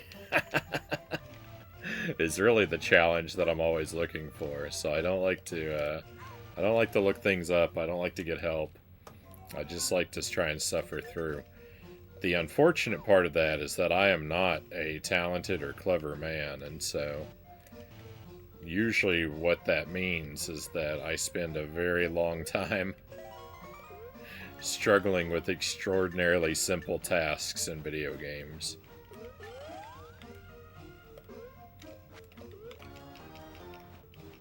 But the point of it all is that if I never know the right way to do something, then like what we really hope for is that I will accidentally stumble upon some creative way to do something.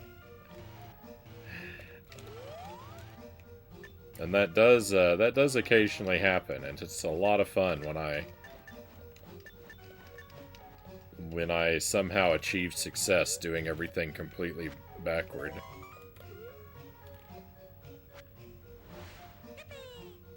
But you have to have a lot of patience to get to those kind of moments.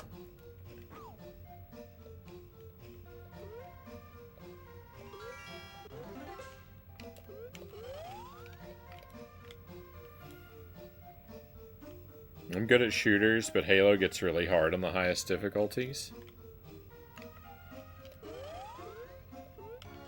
Yeah, I've never been really great at shooters. I played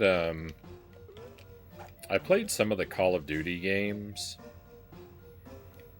When I was in college, I had a buddy who was really into those, so I played World at War and Modern Warfare 2 and Black Ops, I think, were the ones that I played that I was really into. I played a little bit after that, like Modern Warfare 3 and Black Ops 2, I think, but negligible amounts of both of those. The first three, World at War, Modern Warfare 2, and Black Ops, are really the ones that I got into of any of them. And I was horrible at all of them.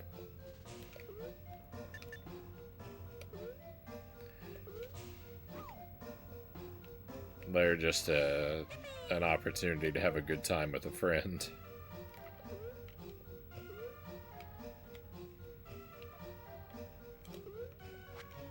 I played Perfect Dark on the Nintendo 64. That one I really liked. That's probably my favorite FPS.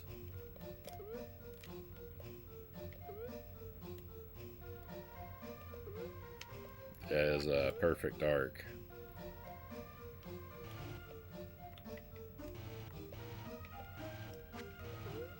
I never really played much of GoldenEye. Everyone played GoldenEye on the Nintendo 64, but I had a very minimal experience with that one. Played a few multiplayer matches here and there, but I didn't own it, so I didn't.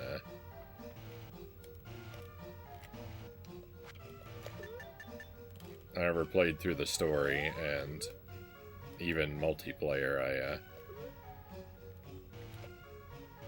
only played very little.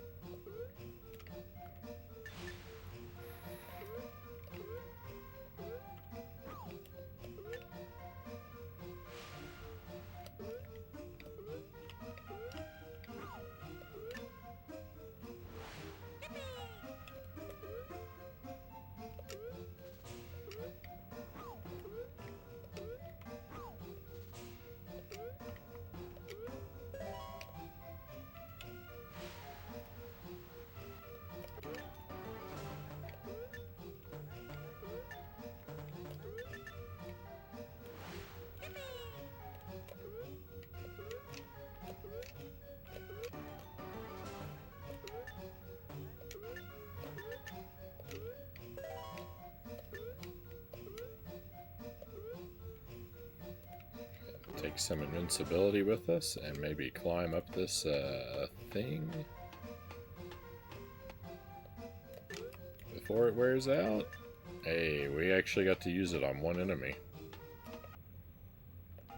All the presents are delivered. I can stop looking around. That's great. So on every stage, you have a certain number of gifts you're supposed to deliver, and it's anywhere between like 3 and 8.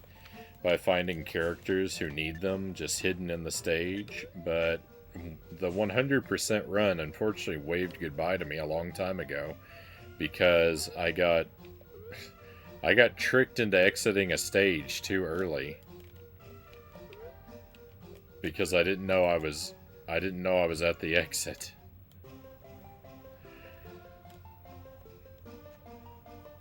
And then on a couple other ones I just missed them and just had to leave. So sadly, we're not on track for 100%. And these time challenges, again, like, you only know what the target time is after you beat the stage. So there's no way to aim for them.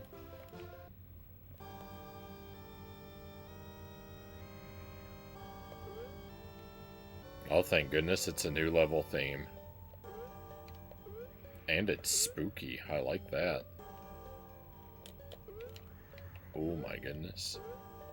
So this is probably the final world of the game. Unfortunately, I don't have the time to do another whole world, but we'll at least do one stage here. Before, I think we're going to have to wrap it up. We'll have to finish this, probably after the holiday.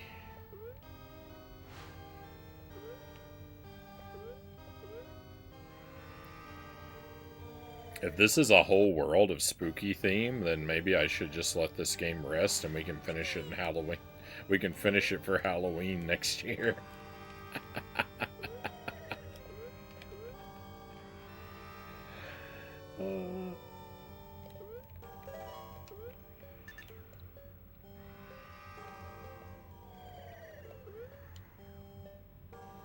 How's that for an excuse to not have to play this again for 10 months?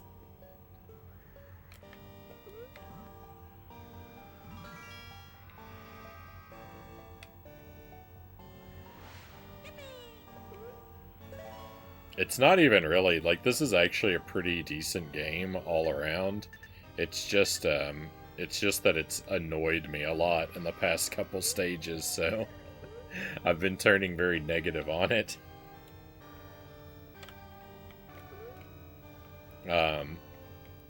Perhaps unfairly.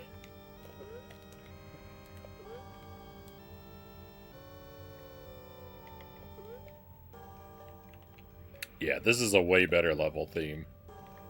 I like that purple and blue sky in the background. Looks wonderful. And, what are you?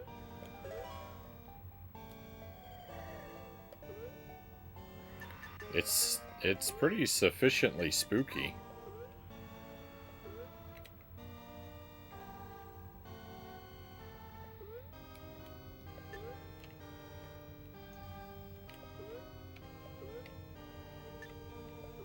Well, I got real lucky to land on that platform instead of those spikes.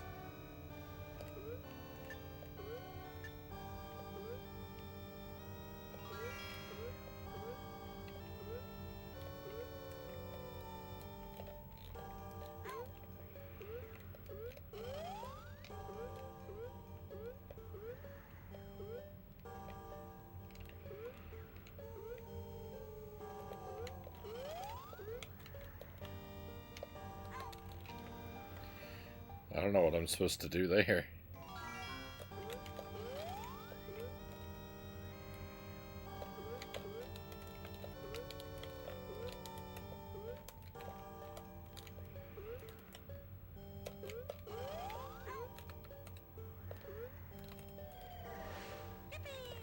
I guess I'm just supposed to damage boost through it. The momentum is, the momentum is too janky for what it wants me to do with those balloons, I think.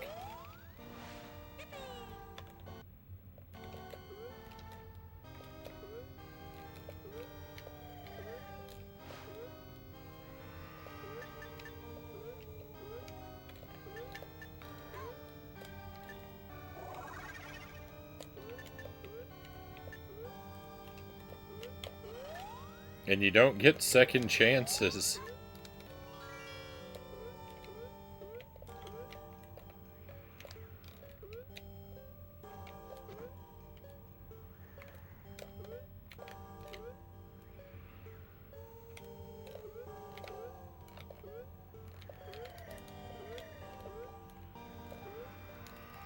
I thought that was the end of the stage down there.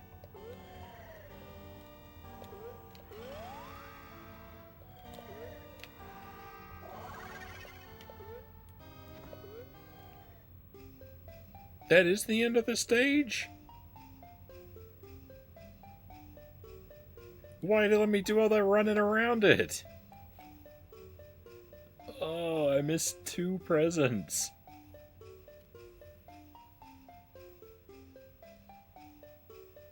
That's the worst I've ever done.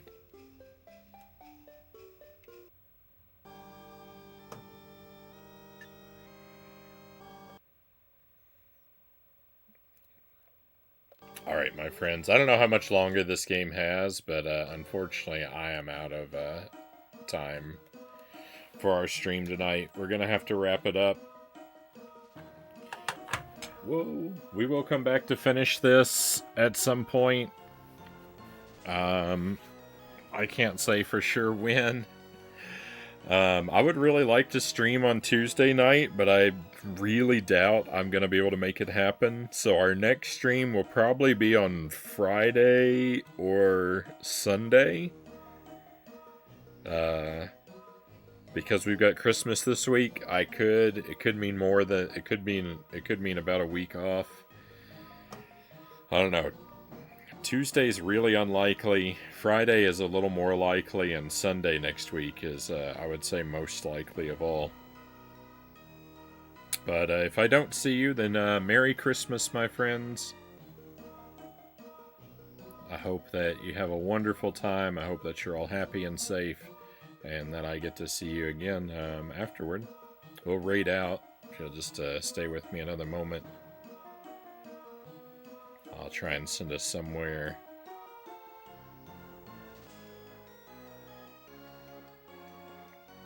That is hopefully having a better time than this game has been for me the past couple stages.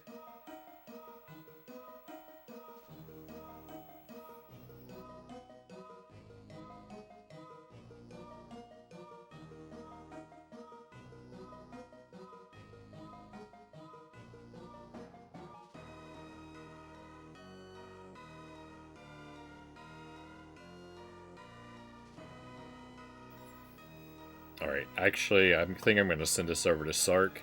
He's probably having a horrible time. He's playing Shrek Kart on GBA, I think. For retro achievements. He could probably use some uplifting company.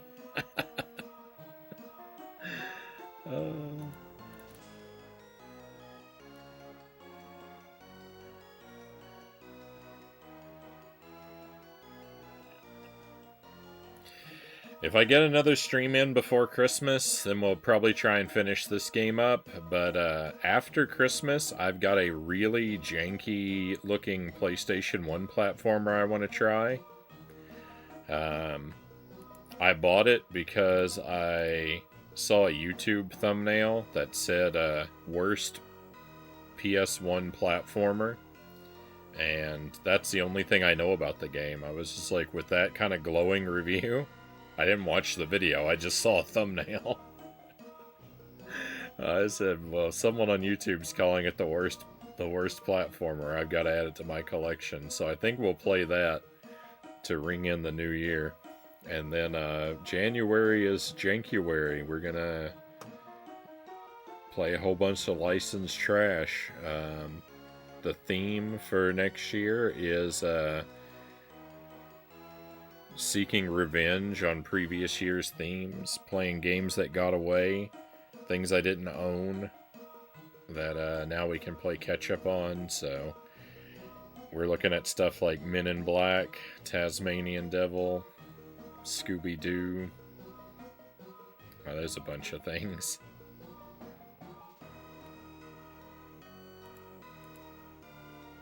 I've got some more Mary-Kate and Ashley games that we haven't gotten to. More horse simulators.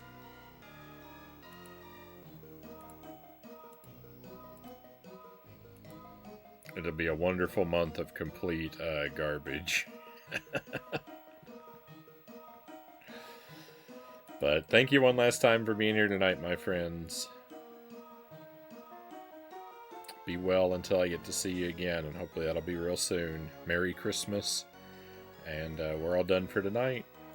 It's time to head out. Let's go on an adventure.